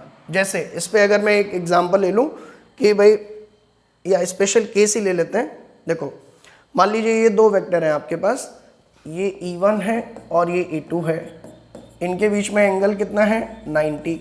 फाइन, सो रिजल्टेंट इनका इनके बीच से जाएगा समवेयर अराउंड, और उसका मैग्नीट्यूड कितना होगा, root under magnitude of E1 square plus magnitude of E2 square plus 2 into magnitude of E1 E2 cos 90। ना cos 90 क्या होता है आपका 0, सो यहाँ से नेट मैग्नीट्यूड आपका कितना आ गया, root under E1 square plus E2 square. Fine. So जब भी कोई दो वेक्टर 90 डिग्री पर दे रखे हैं तो रिजल्टेंट का जो फॉर्मूला है मैग्नीट्यूड का, that will B this one. ठीक है, ये आपको ध्यान रखने, आपकी स्पीड बढ़ जाएगी थोड़ी सी।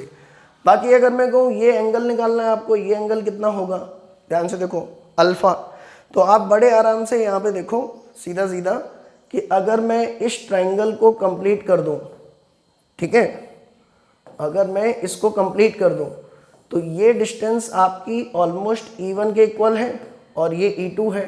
सो I can say tan alpha is equal to E1 upon E2। Fine. और ये आप इससे भी प्रूफ कर सकते हो, देखो यहाँ थीटा की जगह 90 अगर आप रखोगे तो ये तो हो जाएगा E1 और ये cos 90 0, तो E1 बाई E2 आ जाएगा। ठीक है, सो ये ध्यान रखिए रिजल्ट। मान लीजिए दोनों इलेक्ट्रिक फील्ड सेम डायरेक्शन में लगी हुई हैं तो थीटा कितना हो जाएगा यहाँ पर इन दोनों के बीच में 0। सो यहाँ जब आप 0 रखोगे तो ये बन जाएगा 1 एंड ई नेट आपका हो जाएगा magnitude of E1 plus magnitude of E2। ये इक्वल हो जाएगा आपका नेट इलेक्ट्रिक फील्ड के मैग्नीट्यूड के। फाइन। और डायरेक्शन जो आपकी आएगी वो रिजल्टेंट वेक्टर की इसी डायरेक्शन में आएगी, इन द सेम डायरेक्शन।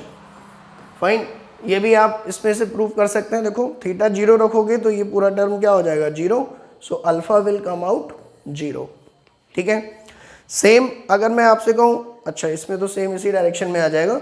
अगर मैं आपसे ये कहूँ लेट अस सपोज कि एक वेक्टर है जो इस डायरेक्शन में लगा हुआ है, ठीक है, let me delete this one. ठीक है, ये एक वेक्टर है आपका, मान लीजिए E1 और ये E2। ठीक, अब मैं कह रहा हूं कि बताओ इनका रिजल्टेंट कितना होगा, तो सिंस एंगल आपका इन दोनों के बीच में कितना है 180, so magnitude of E net कितना होगा, ध्यान से समझो, it will be equal to magnitude of E1 minus magnitude of E2 अगर E1 is greater than E2 है तो। ठीक है, मैग्नीट्यूड वाइज। अगर उल्टा दे रखा है magnitude of E1 is less than magnitude of E2 दे रखा है अगर, तो उस केस में आंसर कितना होगा, magnitude of E2 minus magnitude of E1। ठीक है, और एंगल अगर मैं आपसे कहूँ कि एंगल किसी एक से कितना होगा, जैसे इस केस में मैं कहूँ अगर E1 बड़ा है, ये चीज़ बड़ी है, तो रिजल्टेंट इस डायरेक्शन में जाएगा, तो E2 से एंगल कितना बनाएगा ये 180। ठीक, अगर मैं कह रहा हूँ E2 बड़ा है तो रिजल्टेंट इस डायरेक्शन में जाएगा, तो E2 से एंगल कितना बनाएगा ये 0। ठीक है ना, सो ये कुछ स्पेशल केसेस हैं दो वेक्टर के केस में। ठीक है, अगर केवल दो वेक्टर या दो इलेक्ट्रिक फील्ड दे रखी हैं और उनका रिजल्टेंट आपको निकालना है, उनकी डायरेक्शन अगर आपको निकालनी है तो। ठीक है, now let me take a short trick, ये भी कई बार बहुत काम आ जाती है, ध्यान से देखो। मान लीजिए मैं कह रहा हूँ कि एक पॉइंट पर दो इलेक्ट्रिक फील्ड लगी हुई हैं और दोनों का मैग्नीट्यूड सेम है।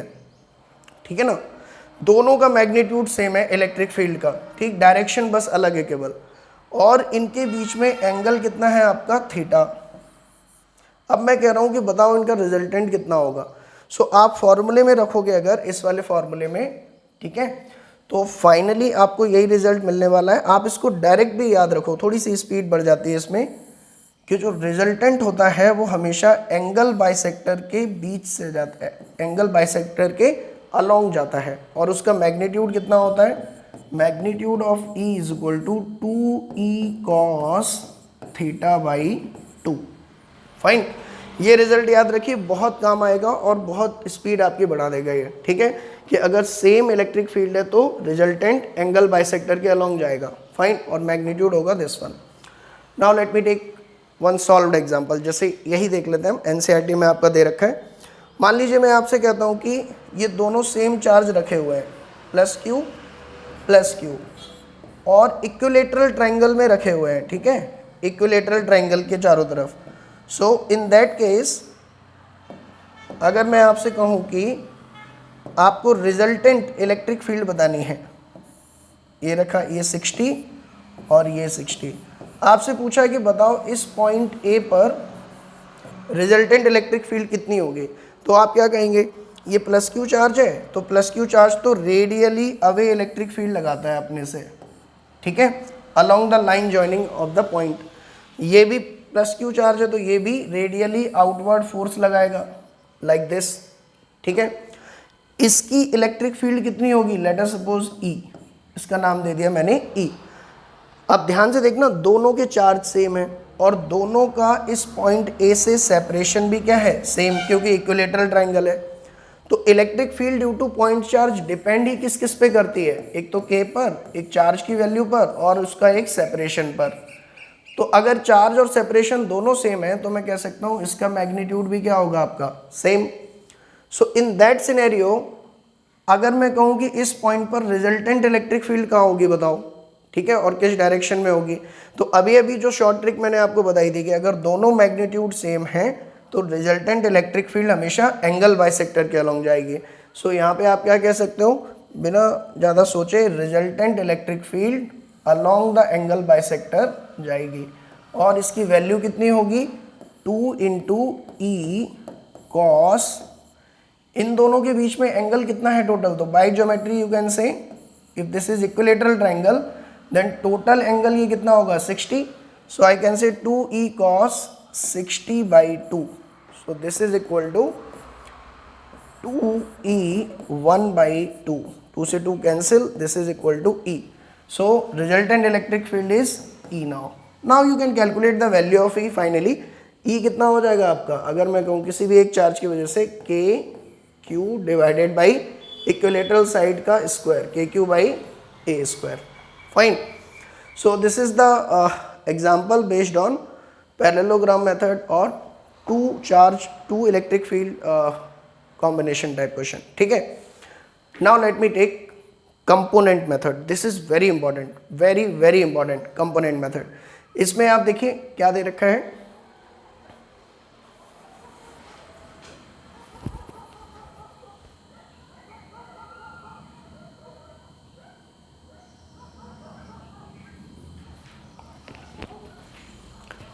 देखिए इसमें कंपोनेंट मेथड में अगर हम बात करें तो मान लीजिए आपके पास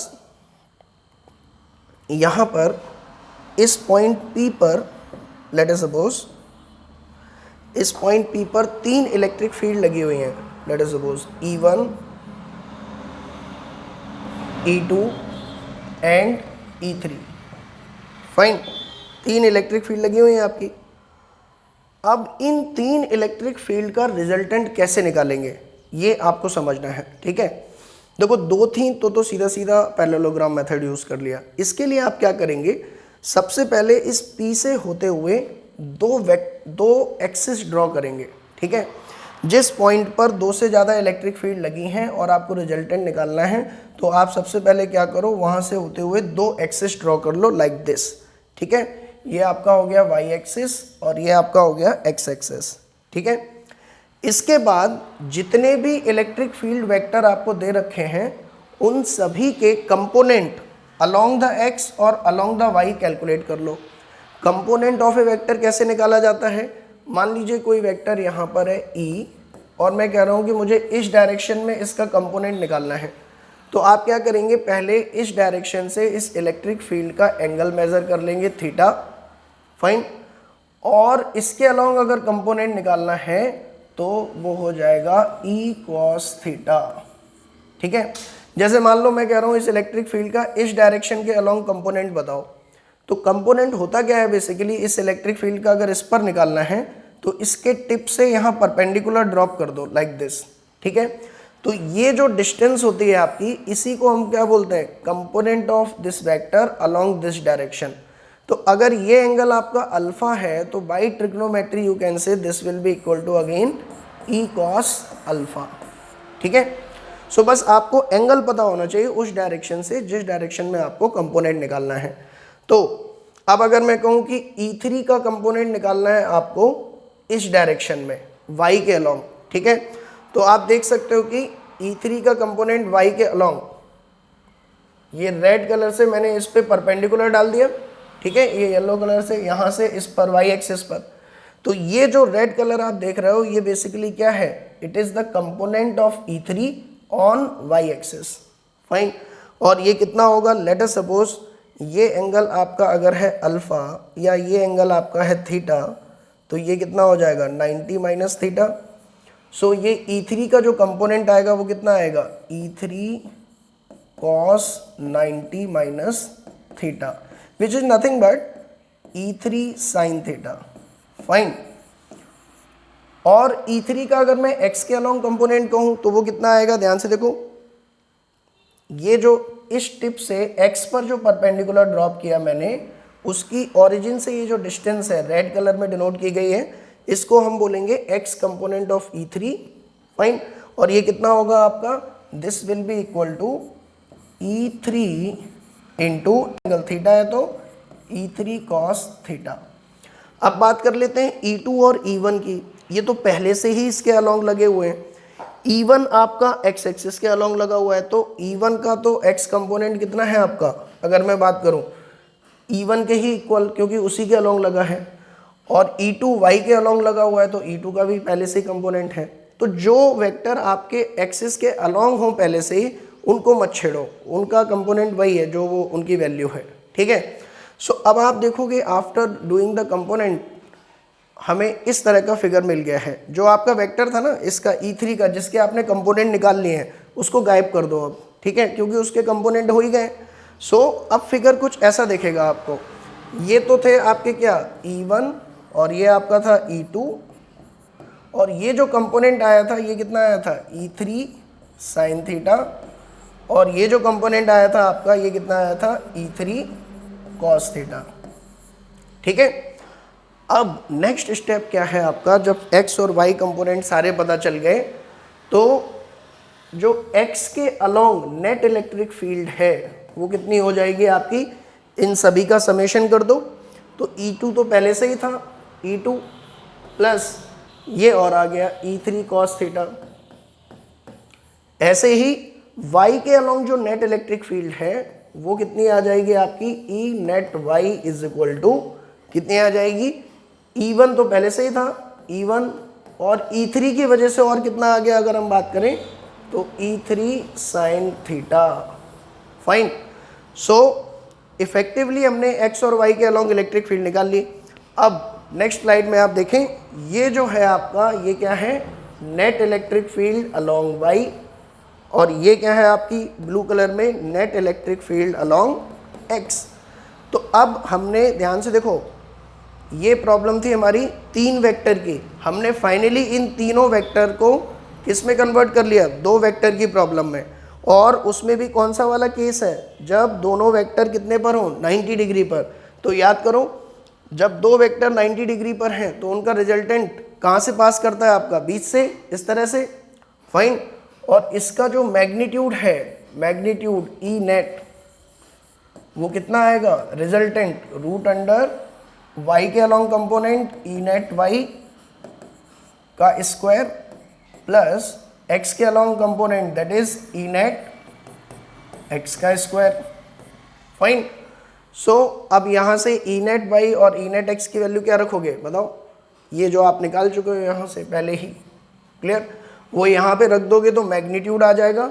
और अगर मैं आपसे कहूँ कि डायरेक्शन बताइए, डायरेक्शन कितनी होगी इस रिजल्टेंट वेक्टर की x एक्सिस से, ये अल्फा अगर आपको कैलकुलेट करना है तो that tan alpha will be equal to, देखो यहाँ से अगर ये अल्फा निकालना है तो अगर मैं कहूँ ये जो परपेंडिकुलर यहाँ ड्रॉप किया है इसकी डिस्टेंस बिल्कुल इसकी लेंथ के इक्वल है ई नेट वाई के। So from this angle, this triangle, we can say tan alpha will be equal to E net y upon E net x, ठीक है। सो यहाँ से आप इस तरह से अल्फा निकाल सकते हैं, रिजल्टेंट वेक्टर की डायरेक्शन निकाल सकते हैं, ठीक है। So this was your component method to solve, to find out the resultant electric field due to multiple electric field, more than 2 electric field, ठीक है। 3, 4, 5, 6 जितनी भी इलेक्ट्रिक फील्ड हो आप प्रोसेस यही है, आपको क्या करना है, पहले सबके x कंपोनेंट, फिर y कंपोनेंट, उसके बाद x कंपोनेंट एक तरफ ऐड करो, y कंपोनेंट दूसरी तरफ, और सारे वेक्टर्स को दो वेक्टर के टर्म में ले आओ, ठीक है। एंड देन फाइनली रिजल्टेंट निकालने के लिए ये फॉर्मूला और डायरेक्शन निकालने के लिए this one. I hope this is clear now. Now let me take few more example. मान लीजिए यहाँ पे आपको एक चार्ज दे रखा है +q, और यहाँ पर भी एक चार्ज दे रखा है +q, ठीक है, और यहाँ पर चार्ज दे रखा है -q, यहाँ पर चार्ज दे रखा है -q। आपको बोला गया है कि सेंटर पर इलेक्ट्रिक फील्ड क्या होगी, बताओ what is the value of electric field at the centre, ठीक है। तो आप क्या करेंगे, सेंटर पर पहले +q की वजह से इलेक्ट्रिक फील्ड निकालो। तो ये कितनी इलेक्ट्रिक फील्ड लगाएगा सेंटर पर, अगर हम कहें तो रेडियली अवे, क्योंकि पॉजिटिव चार्ज है, और ये डिस्टेंस कितनी होगी आपकी a√2/2, क्योंकि स्क्वायर का डायगोनल है उसका हाफ, तो ये a√2 तो डायगोनल की लेंथ, और ये उसका हाफ क्या हो जाएगा a√2/2। ऐसे ही इसकी वजह से इलेक्ट्रिक फील्ड अगर मैं कहूँ तो ध्यान से देखना, जितनी दूर ये चार्ज है सेंटर से उतनी ही दूर ये चार्ज है, और मैग्नीट्यूड भी दोनों के सेम है। तो जो इलेक्ट्रिक फील्ड इसने लगाई है वही इलेक्ट्रिक फील्ड बिल्कुल कौन लगाएगा, ये लगाएगा E, फाइन। ऐसे ही अगर मैं कहूँ इस -q चार्ज की, तो ध्यान से समझो, -q चार्ज की डायरेक्शन इलेक्ट्रिक फील्ड की सेंटर पर टुवर्ड द -q चार्ज होगी, क्योंकि हम सीख चुके हैं नेगेटिव चार्ज अपनी तरफ लगाता है फील्ड। सो इसकी वजह से जो फील्ड होगी वो टुवर्ड द नेगेटिव चार्ज होगी। बाकी मैग्नीट्यूड कितना होगा, तो देखो मैग्नीट्यूड वही है जो इसका मैग्नीट्यूड है, और इससे इसकी डिस्टेंस भी सेम है, यानी कि मैग्नीट्यूड इसका भी कितना होने वाला है E। ऐसे ही इस नेगेटिव चार्ज की वजह से अगर हम बात करें तो इसकी वजह से भी by symmetry we can say E electric field होगी toward the negative charge. So अब अगर हम सेंटर की बात कर लें तो वी कैन सी कि कुछ इस तरह की सिचुएशन बन गई है।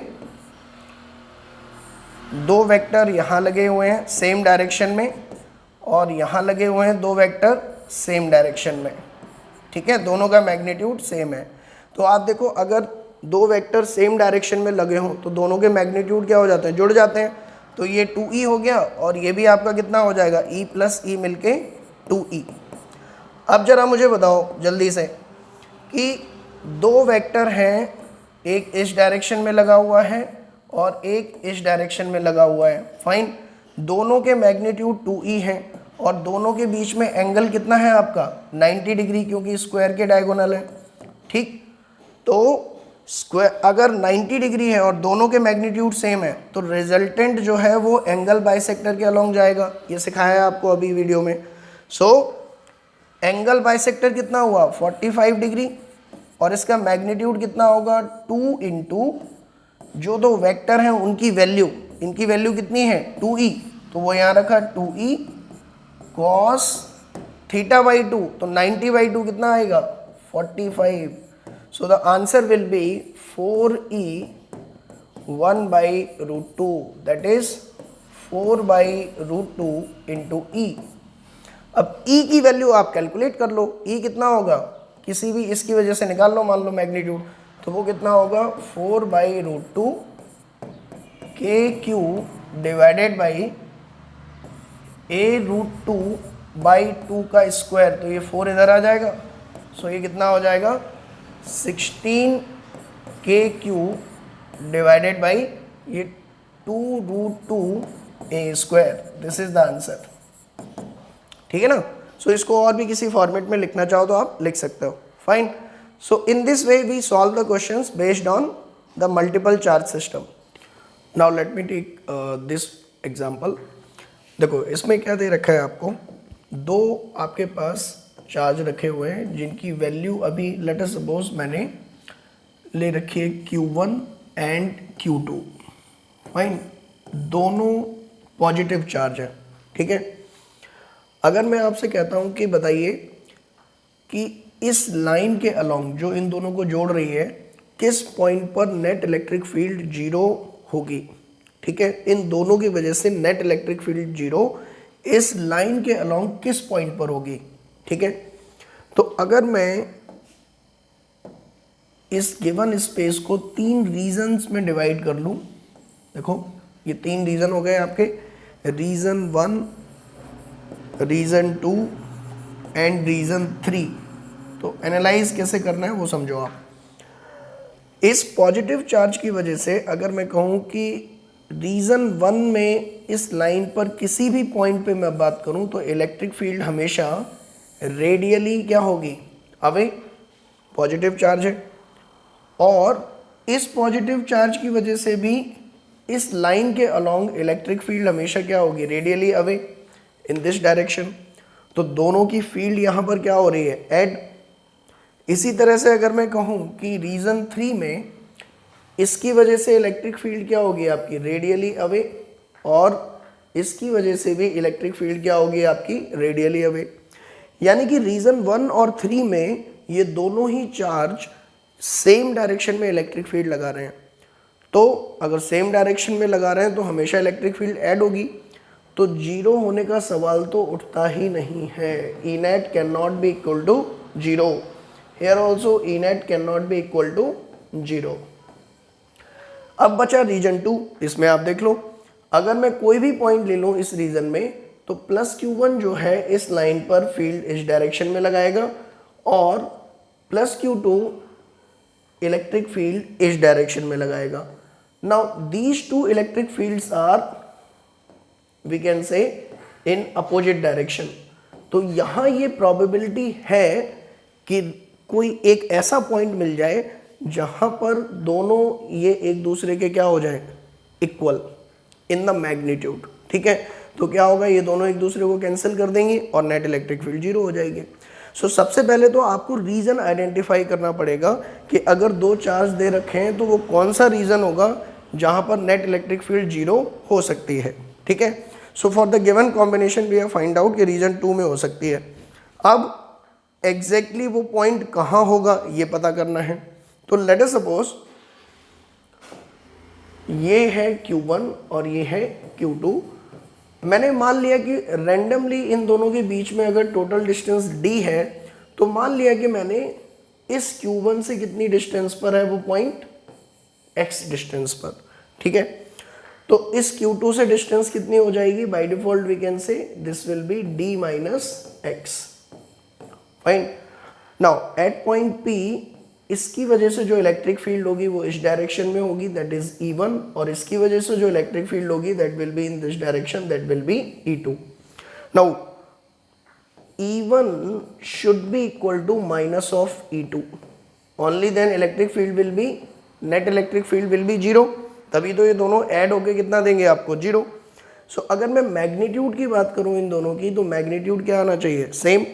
सो मैग्नीट्यूड का फॉर्मूला अप्लाई करो, k into Q1 divided by X का square is equal to k Q2 into D minus X का स्क्वायर। ठीक है, थोड़ी देर के लिए अगर मैं इस d माइनस एक्स को एक दूसरा नाम दे दूं that is x2, so I can write this equation as, और इस x को मैंने नाम दे दिया x1, so I can write this equation as k Q2 upon x2 का होल स्क्वायर। अब जरा एक रिजल्ट यहाँ से थोड़ा तुम देखो क्या बना सकते हो कि k से ये k cancel and Q1 upon Q2 is equal to x1 upon x2 का whole square. This is very important relation, यहाँ पे आप समझिए। ठीक है, यहाँ से आपको क्या पता चल रहा है कि लेट अस सपोज मैं दो केस कंसिडर करता हूँ यहाँ पे। केस 1, अगर Q1 ग्रेटर देन Q2 है तो उससे क्या होगा, देखो Q1 ग्रेटर देन Q2 होगा अगर, तो आई कैन से कि x1 ग्रेटर देन क्या होगा, x2। Okay, so from here this implies that x1 will be greater than x2। यानी कि अगर Q1 बड़ा है तो वो पॉइंट जहाँ पर नेट इलेक्ट्रिक फील्ड जीरो होगी वो Q1 से उतना ही दूर होगी। समझ में आया? अगर मैं उल्टा कहूँ, if Q2 is greater than Q1, then from this equation you can see x2 will be greater than x1। So this implies that x2 greater than x1, यानी कि अगर Q2 बड़ा होता तो ये पॉइंट इस Q2 से दूर हो जाता। कौन सा पॉइंट? जहां पर नेट इलेक्ट्रिक फील्ड जीरो होगी इन दोनों के बीच में, यानी कि जो जीरो इलेक्ट्रिक फील्ड वाला पॉइंट है वो बड़े चार्ज से हमेशा दूर भागता है। ठीक है। अच्छा sir, what if Q1 is equal to Q2? Q1 is equal to Q2, उस केस में x1 will be equal to x2। So in that case we can say ये जो P पॉइंट है वो दोनों से इक्वल डिस्टेंस पर होता, बिल्कुल बीच में होता जाके। समझ में आया? सो विजुलाइज कैसे करोगे इस प्रॉब्लम को? Late us suppose, let me rough this. मान लो मैं आपसे कहता हूँ कि ये Q1 है और ये Q2 है, और कोई आके आपको बता रहा है कि इस पॉइंट पर नेट इलेक्ट्रिक फील्ड आपकी क्या है? जीरो है, E net is equal to zero, और ये सेंटर पॉइंट है। तो आपने देखा कि अच्छा नेट फील्ड जो जिस पॉइंट पर जीरो है वो इससे ज़्यादा दूर है, इसका मतलब Q2 जो है वो ग्रेटर देन क्या होगा? Q1। ठीक है। ऐसे ही अगर मान लो नेट फील्ड यहाँ पे दे रखा होता तो Q1 is greater than Q2, और उसका रीज़न भी है, आप समझो ना कि भाई दोनों की फील्ड बराबर होने के लिए जरूरी क्या है कि Q1 upon x1 square should be equal to KQ2 upon x2 square. देखो ये चीज़ें बराबर में कब होंगी? अगर आप कह रहे हो कि Q1 ग्रेटर देन Q2 है तो इस टर्म को घटाना पड़ेगा। घटाएंगे कैसे? x1 को बढ़ा के, यानी कि अगर Q1 बढ़ेगा तो x1 को भी बढ़ाना पड़ेगा, यानी कि ये पॉइंट जो है जो यहाँ से x1 पर है उसको आपको क्या करना पड़ेगा? बढ़ाना पड़ेगा। समझ में आया? So now we can calculate exactly what is the value of x1। So for that you have to use KQ2 upon d minus x1 का square. Now you can exactly calculate what is the value of x1। From here we can cancel out this k and d minus x1 upon x1 is equal to, this will become root under Q2 upon Q1. Fine. So when you will solve this, you will get d upon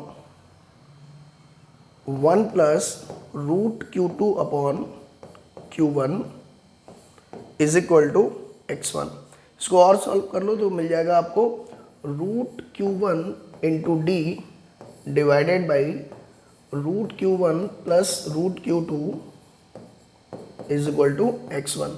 so this is the final answer for x1। Exactly x1 कितना होगा आप यहाँ पे देख सकते हो कि अगर Q1 is equal to Q2 हो जाए तो यही आंसर किस में कन्वर्ट हो जाएगा? d अपॉन 2 में, यानी कि बिल्कुल मिड पॉइंट पे लाई करेगा। ठीक है। So just by looking at the value of charges you can find out कि इक्विलिब्रियम पॉइंट कहाँ पर रहेगा, सेंटर पर, लेफ्ट में, राइट में, कहाँ, एक जस्ट आइडिया आपको आ जाएगा इससे। ठीक है। Now let me take next question. देखिए अब की बार क्या किया है, यहाँ पर सेम क्वेश्चन पूछा गया है, find out where the electric field will be zero due to both these charges along the line joining. ठीक है। सो मान लीजिए इसका चार्ज दे रखा है Q1 और इसका चार्ज दे रखा है माइनस Q2। ठीक है। सबसे पहले रीजन आइडेंटिफाई करो। रीजन आइडेंटिफाई कैसे करेंगे कि यहाँ पर अगर मैं कहूँ एक रीजन, दूसरा रीजन, ये तीसरा रीजन, अगर मैं कहूँ यहाँ पर इलेक्ट्रिक फील्ड इसकी वजह से कहाँ होगी तो भाई इस डायरेक्शन में होगी, इसकी वजह से कहाँ होगी तो toward the negative charge. Negative charge अपनी तरफ लगाता है इलेक्ट्रिक फील्ड। सो यहाँ अपोजिट हो गई। इसमें बात करें तो ये पॉजिटिव इस तरफ लगाएगा, नेगेटिव भी अपनी तरफ लगाएगा। ठीक है। इस रीजन में बात करें तो नेगेटिव अपनी तरफ, पॉजिटिव अपने से दूर। तो यहाँ पर भी नेट इलेक्ट्रिक फील्ड जीरो हो सकती है, पॉसिबिलिटी इज देयर, देख के लगता है। ठीक। और यहाँ पर भी पॉसिबिलिटी लगती है, E net can be equal to zero, but यहाँ तो 100% we can say that net electric field can not be equal to zero. ठीक है। अब बात करते हैं कि इन दोनों में से किस रीजन में जीरो होगी, कहाँ पर जीरो हो सकती है। ठीक है। तो अब आप ध्यान से सोचो कि देखो अगर मैं ये कहता हूँ कि यहाँ पर जीरो होगी, इसका मतलब क्या है? यहाँ पर जीरो होने का कि इसकी वजह से जो इलेक्ट्रिक फील्ड इस पर लग रही है, late us suppose this is your E1, late us suppose, और इसकी वजह से जो इलेक्ट्रिक फील्ड लग रही है, लेट अस सपोज उसका नाम दिया मैंने E2, ठीक है ना, क्लियर। अब इसमें आपका फिर से वही रूल लगेगा कि इक्विलिब्रियम वाला जो पॉइंट होगा वो उस चार्ज से दूर होगा जिसका मैग्नीट्यूड ज़्यादा है, ठीक है। तो आप ये देखो कि Q1 और Q2 में कौन ज़्यादा है। अगर Q1 is greater than Q2 है तो जो इक्विलिब्रियम पॉइंट है वो आपका इधर लाई करेगा, ठीक है। अगर आपसे कहा उसने कि Q1 लेस देन Q2 है तो फिर आपका इक्विलिब्रियम पॉइंट इस Q2 से दूर भागेगा और कहाँ लाई करेगा, इधर, ठीक है। यानी कि सिचुएशन समझनी है आपको, ठीक है। क्योंकि देखो इसकी अगर हम बात करें E1 की, तो एक तो ये पहले से ही इसके क्या है, बहुत पास में है, तो डिस्टेंस वाला फैक्टर इसके फेवर में है, ठीक है। सो अगर डिस्टेंस वाला इसके फेवर में है तो चार्ज वाला इसके अपोजिट में होना चाहिए, ठीक है ना। सो आपको बस मेन फंडा ये याद रख लो कि इक्विलिब्रियम या हम कहें कि नेट इलेक्ट्रिक फील्ड जीरो जिस पॉइंट पर होगी वो पॉइंट मैक्सिमम ज़्यादा बड़े चार्ज से दूर होगा, बस, ठीक है। तो यहाँ पर अगर मैं आपको ये दे देता क्वेश्चन में कि लेट अस सपोज Q1 की वैल्यू है 8 माइक्रोकूलम और Q2 की वैल्यू है -4 माइक्रोकूलम, तो आपने देखा कि मैग्नीट्यूड यहाँ ज़्यादा है, तो जो इक्विलिब्रियम पॉइंट है वो यहाँ ना होकर इक्विलिब्रियम पॉइंट कहाँ होगा, इधर, ठीक है। So let me solve this question for a given situation. Late us suppose ये है आपका 4 माइक्रोकूलम और ये है आपका -2 माइक्रोकूलम और ये डिस्टेंस है आपके लेट अस सपोज 2 मीटर। तो अब एक चीज़ तो क्लियर है कि यहाँ पर इलेक्ट्रिक फील्ड जीरो हो सकती है और यहाँ पर, और सिंस इसका मैग्नीट्यूड ज़्यादा है तो इसके पास में तो होगा नहीं, इसीलिए यहाँ पर मैंने एक रैंडम पॉइंट कंसीडर कर लिया P, जिसकी इससे डिस्टेंस कितनी है आपकी x, फाइन। तो अब इसकी वजह से इलेक्ट्रिक फील्ड का मैग्नीट्यूड कितना होगा, K into 2 into 10⁻⁻6 divided by x square. Now this electric field should be equal to the electric field by this 4 microcoulomb and that is K into 4 into 10⁻⁻6 divided by 2 plus x का whole square, fine. So यहाँ से cancel, K से K cancel और ये आपका आ जाएगा 2 plus x upon x is equal to 4/2, that is ये इसका 2 आएगा और इस पर रूट लगेगा एक, ठीक है। So from here we can say 2 plus x is equal to √2x and from there I can say x is equal to 2 upon √2 minus 1, ठीक है। So this is the correct answer for this question, ठीक है, for the given scenario. I hope now you can manage these kind of questions. Now let me take the last part of this lecture and that is electric field due to continuous charge distribution. Sir continuous charge distribution क्या होता है? अगर आपको ये नहीं है clear तो आप चैनल पर जाकर एक वीडियो अपलोडेड है इस नाम से चार्ज डिस्ट्रीब्यूशन, ठीक है। तो उस वीडियो को आप देख सकते हैं, उसमें डिटेल में डिस्कस किया गया है कि charge distribution, continuous charge distribution क्या होता है बेसिकली, ठीक है। सो अभी मैं ये मान के चल रहा हूँ कि आपको इसकी नॉलेज है कॉन्टीन्यूस चार्ज डिस्ट्रीब्यूशन की, ठीक है। सो इस केस में क्या है कि अभी तक आपने फॉर्मूला कैलकुलेट किया है किसका, एक पॉइंट चार्ज की वजह से r डिस्टेंस पर इलेक्ट्रिक फील्ड का, और वो फॉर्मूला क्या होता है KQ/r² इंटू r कैप। लेकिन प्रॉब्लम अब ये है कि यहाँ पर एक पॉइंट चार्ज ना देकर एक यूनिफॉर्मली चार्ज्ड रॉड दे रखी है, ठीक है, यूनिफॉर्मली चार्ज्ड रॉड। और यूनिफॉर्मली चार्ज्ड है इसका मतलब हम कह सकते हैं कि इसकी जो लीनियर चार्ज डेंसिटी है लैम्डा, दैट इज कांस्टेंट, ठीक है। अब ये जो टर्म आप सुन रहे हो ना, technical term, uniformly charged, linear charge density, ये सब उस वीडियो में डिस्कस कर रखा है, ठीक है। तो लैम्डा जनरली डिफाइन करते हैं हम total charge upon total length, अगर ये यूनिफॉर्मली चार्ज्ड है तो।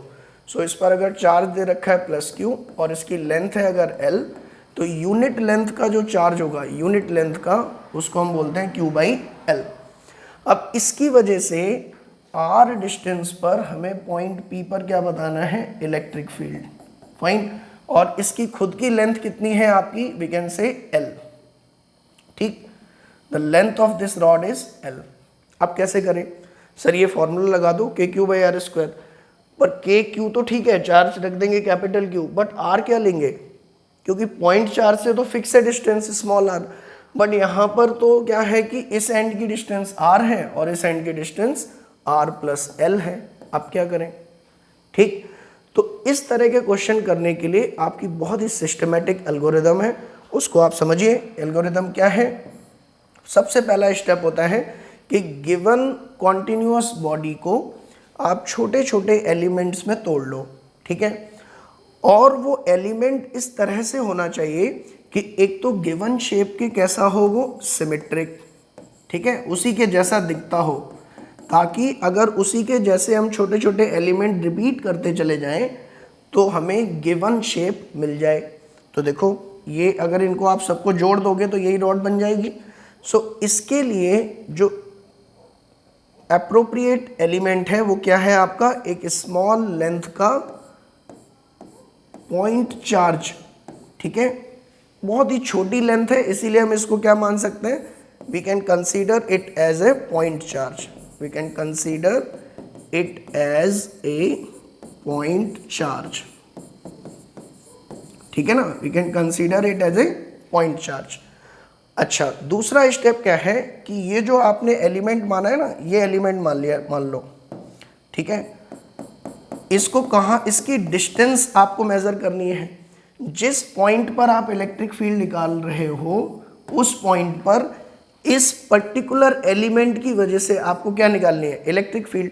तो जरा हम देखते हैं कि इस पॉइंट चार्ज से इसकी डिस्टेंस कितनी है P की। मान लो ये डिस्टेंस कितनी है, x। ठीक है, सो इस पॉइंट चार्ज की वजह से इस पर इलेक्ट्रिक फील्ड अगर निकालें तो वो क्या होगी, DE is equal to K into, इस पर चार्ज पता होना चाहिए। तो लेट अस सपोज इस पर चार्ज कितना है, DQ। सर ये D क्या लिख रहे हो, D हेयर डिनोट्स कि भाई इस चार्ज की वैल्यू बहुत स्मॉल है। जब भी कभी हम इस तरह से लिखें ना, DX, DQ, DA, इसका मतलब क्या होता है, small area, small charge, small length. ठीक है ना। सो लेट अस सपोज छोटा सा पोर्शन लिया है तो उस पर चार्ज कितना है, DQ। तो इलेक्ट्रिक फील्ड कितनी हो जाएगी, KdQ/x²। ठीक है ना। सर DQ कितना होगा, अब देखो यहाँ पर आपको ये दे रखा है कि यूनिट लेंथ का चार्ज कितना है, लैम्डा। तो इसकी लेंथ, इस पॉइंट चार्ज की अगर मैं कहूँ स्मॉल लेंथ कितनी होगी, तो स्मॉल लेंथ मैंने मान ली dx। भाई यहाँ तक x था और ये थोड़ा सा डिस्टेंस और गया, मान लो ये डिस्टेंस कितना है, dx। सो यूनिट लेंथ पर चार्ज लैम्डा है तो dx लेंथ पर कितना हो जाएगा, lambda into dx, this is equal to dq। Fine. So put this value in this expression, you will get dE is equal to K into lambda into dx divided by x²। Fine, ये आ गया अगला step. अब ये electric field तो किसकी वजह से है, इसकी वजह से DE1, इस एलिमेंट की वजह से। ऐसे ही इसकी वजह से भी आएगी इलेक्ट्रिक फील्ड, इसकी वजह से भी आएगी इलेक्ट्रिक फील्ड, इसकी वजह से भी आएगी। तो ये DE1, DE2, DE3, ये सभी क्या है आपकी सेम डायरेक्शन में। तो इन सभी की रिजल्टेंट फील्ड अगर मुझे निकालनी है तो I can write E net is equal to, इन सभी की वजह से, ये जो आपने लिखा है ना DE2, मान लो ये DE1, ये DE2, ठीक, तीसरे की वजह से DE3, तो ये जितने भी एलिमेंट हैं, ये आपका DE4, इन सभी की वजह से अगर मैं इलेक्ट्रिक फील्ड को ऐड कर दूंगा, ठीक है, डॉट डॉट डॉट डॉट, कितने एलिमेंट होंगे ये, देखो बहुत छोटा अगर एलिमेंट लिया है तो ऐसे कितने होंगे, इनफाइनाइट जो है नंबर। ठीक है सर, इनफाइनाइट होंगे तो रॉड की लेंथ भी इनफाइनाइट होनी चाहिए। इनफाइनाइट का मतलब they can not be counted. अब ये बाल हैं आपके सिर पे, अब ऐसा थोड़ी कि इनफाइनाइट जो है बाल है, मतलब पूरी दुनिया में फैले हुए हैं, ऐसा नहीं है।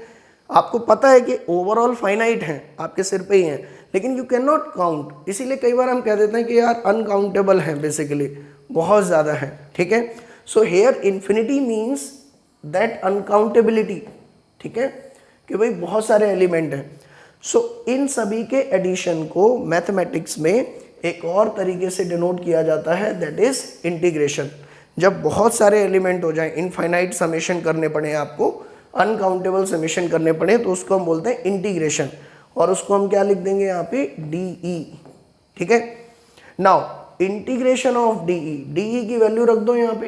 डी की वैल्यू आपने पीछे निकाली है, कितना है, के lambda by X square into D x, ठीक है। ये आपका ई नेट आ गया। अब इसमें लास्ट स्टेप, लिमिट क्या रखें, what should be the limits. Integration हमेशा लिमिट के साथ किया जाता है सॉल्व। लिमिट आपको इस तरह से, लिमिट रखते किसकी है, वेरिएबल की। वेरिएबल कौन है यहाँ पर, x, जो वेरी कर रहा है। तो आप देखो कि x कहाँ से कहाँ वेरी कर रहा है। आपको ये इस तरह से देखना है कि x की वैल्यू इस तरह से होनी चाहिए कि वो जो आपने एलिमेंट बांटे हैं वो सारे एलिमेंट कवर हो जाए। मान लो अगर मैं इसकी इलेक्ट्रिक फील्ड कंसीडर करना चाहता हूँ तो x की वैल्यू इस पॉइंट P से यहाँ तक लेनी पड़ेगी, ठीक है। ऐसे ही अगर सबसे लास्ट वाले एलिमेंट को कंसीडर करना चाहता हूँ तो x की वैल्यू इस पॉइंट से यहाँ तक लेनी पड़ेगी। तो अब जरा क्वेश्चन देखो आप, यहाँ से लेके यहाँ तक की डिस्टेंस दे रखी थी r और रॉड की लेंथ दे रखी थी l।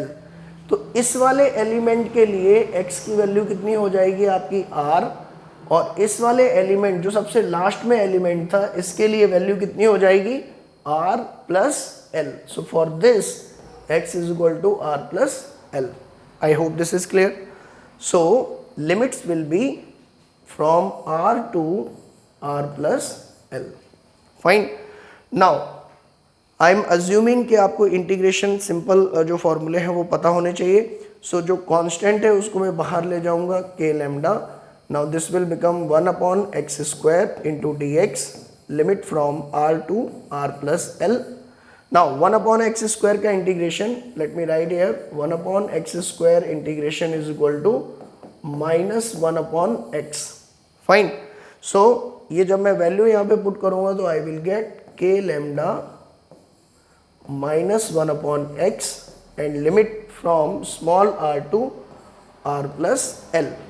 अब ये लिमिट इसमें पुट कर देंगे तो you will get final answer is equal to K lambda bracket में -1/r प्लस l, और ये बन जाएगा प्लस -1/r प्लस l, और ये माइनस करके माइनस करोगे तो प्लस हो जाएगा 1/r।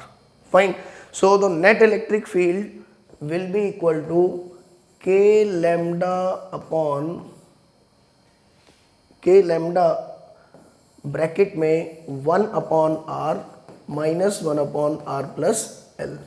This is the answer for this question, ठीक है। सो जब भी कॉन्टिन्यूस चार्ज अगर आपको दे रखा है, आपको कौन कौन से स्टेप याद रखने हैं। पहला, उसको छोटे छोटे पार्ट में डिवाइड करो। दूसरा, जो छोटा पार्ट लिया है आपने वो गिवन शेप के सिमेट्रिक हो और उस पर चार्ज की वैल्यू आपको कैलकुलेट करना पता हो, ठीक है। तीसरा, उस छोटे से एलिमेंट की वजह से इलेक्ट्रिक फील्ड निकालो। चौथा, उसको इंटीग्रेट करो। पांचवा, विथ प्रॉपर लिमिट। इस तरह से आपको यूज़ करनी है कि शुरुआत से लेके लास्ट तक का हर एक एलिमेंट उसमें कवर हो जाए। Fine. With these methods you can calculate the electric field due to continuous charge distribution system. So I hope the basic concepts आपको क्लियर हो चुके होंगे इलेक्ट्रिक फील्ड से रिलेटेड, इलेक्ट्रिक फील्ड को कैलकुलेशन से रिलेटेड। अब अगली वीडियो जो आपकी आने वाली है वो CBSE में इलेक्ट्रिक फील्ड से रिलेटेड किस तरह के क्वेश्चंस पूछे गए हैं, उन सभी क्वेश्चंस का वीडियो सॉल्यूशन आपको अगली वीडियो में मिलेगा, और किस तरह की अप्रोच रखनी है, क्या प्रेजेंटेशन रखनी है, ठीक। फिर एक लेवल और ऊपर जाएंगे हम, जिसमें जेईई मेंस और नीट में किस तरह के क्वेश्चंस पूछे गए हैं, ठीक है। सो आप ये वीडियोस देखिए। इन केस अगर इन वीडियोस में आपको कोई डाउट आता है तो डिस्क्रिप्शन में ही लाइव डाउट सेशंस की लिंक दे रखी हैं। आप उन लिंक्स पे क्लिक करके डायरेक्टली हमारी डाउट क्लासेस से जुड़ सकते हैं और इन वीडियोस में जो आपके डाउट्स हैं या कोई क्वेश्चंस जो असाइनमेंट्स में आप देखते हैं उनमें कोई डाउट है तो वो आप फ्री ऑफ कॉस्ट हमारी लाइव डाउट क्लासेस सेशन में पूछ सकते हैं। Till then have a nice day, bye bye.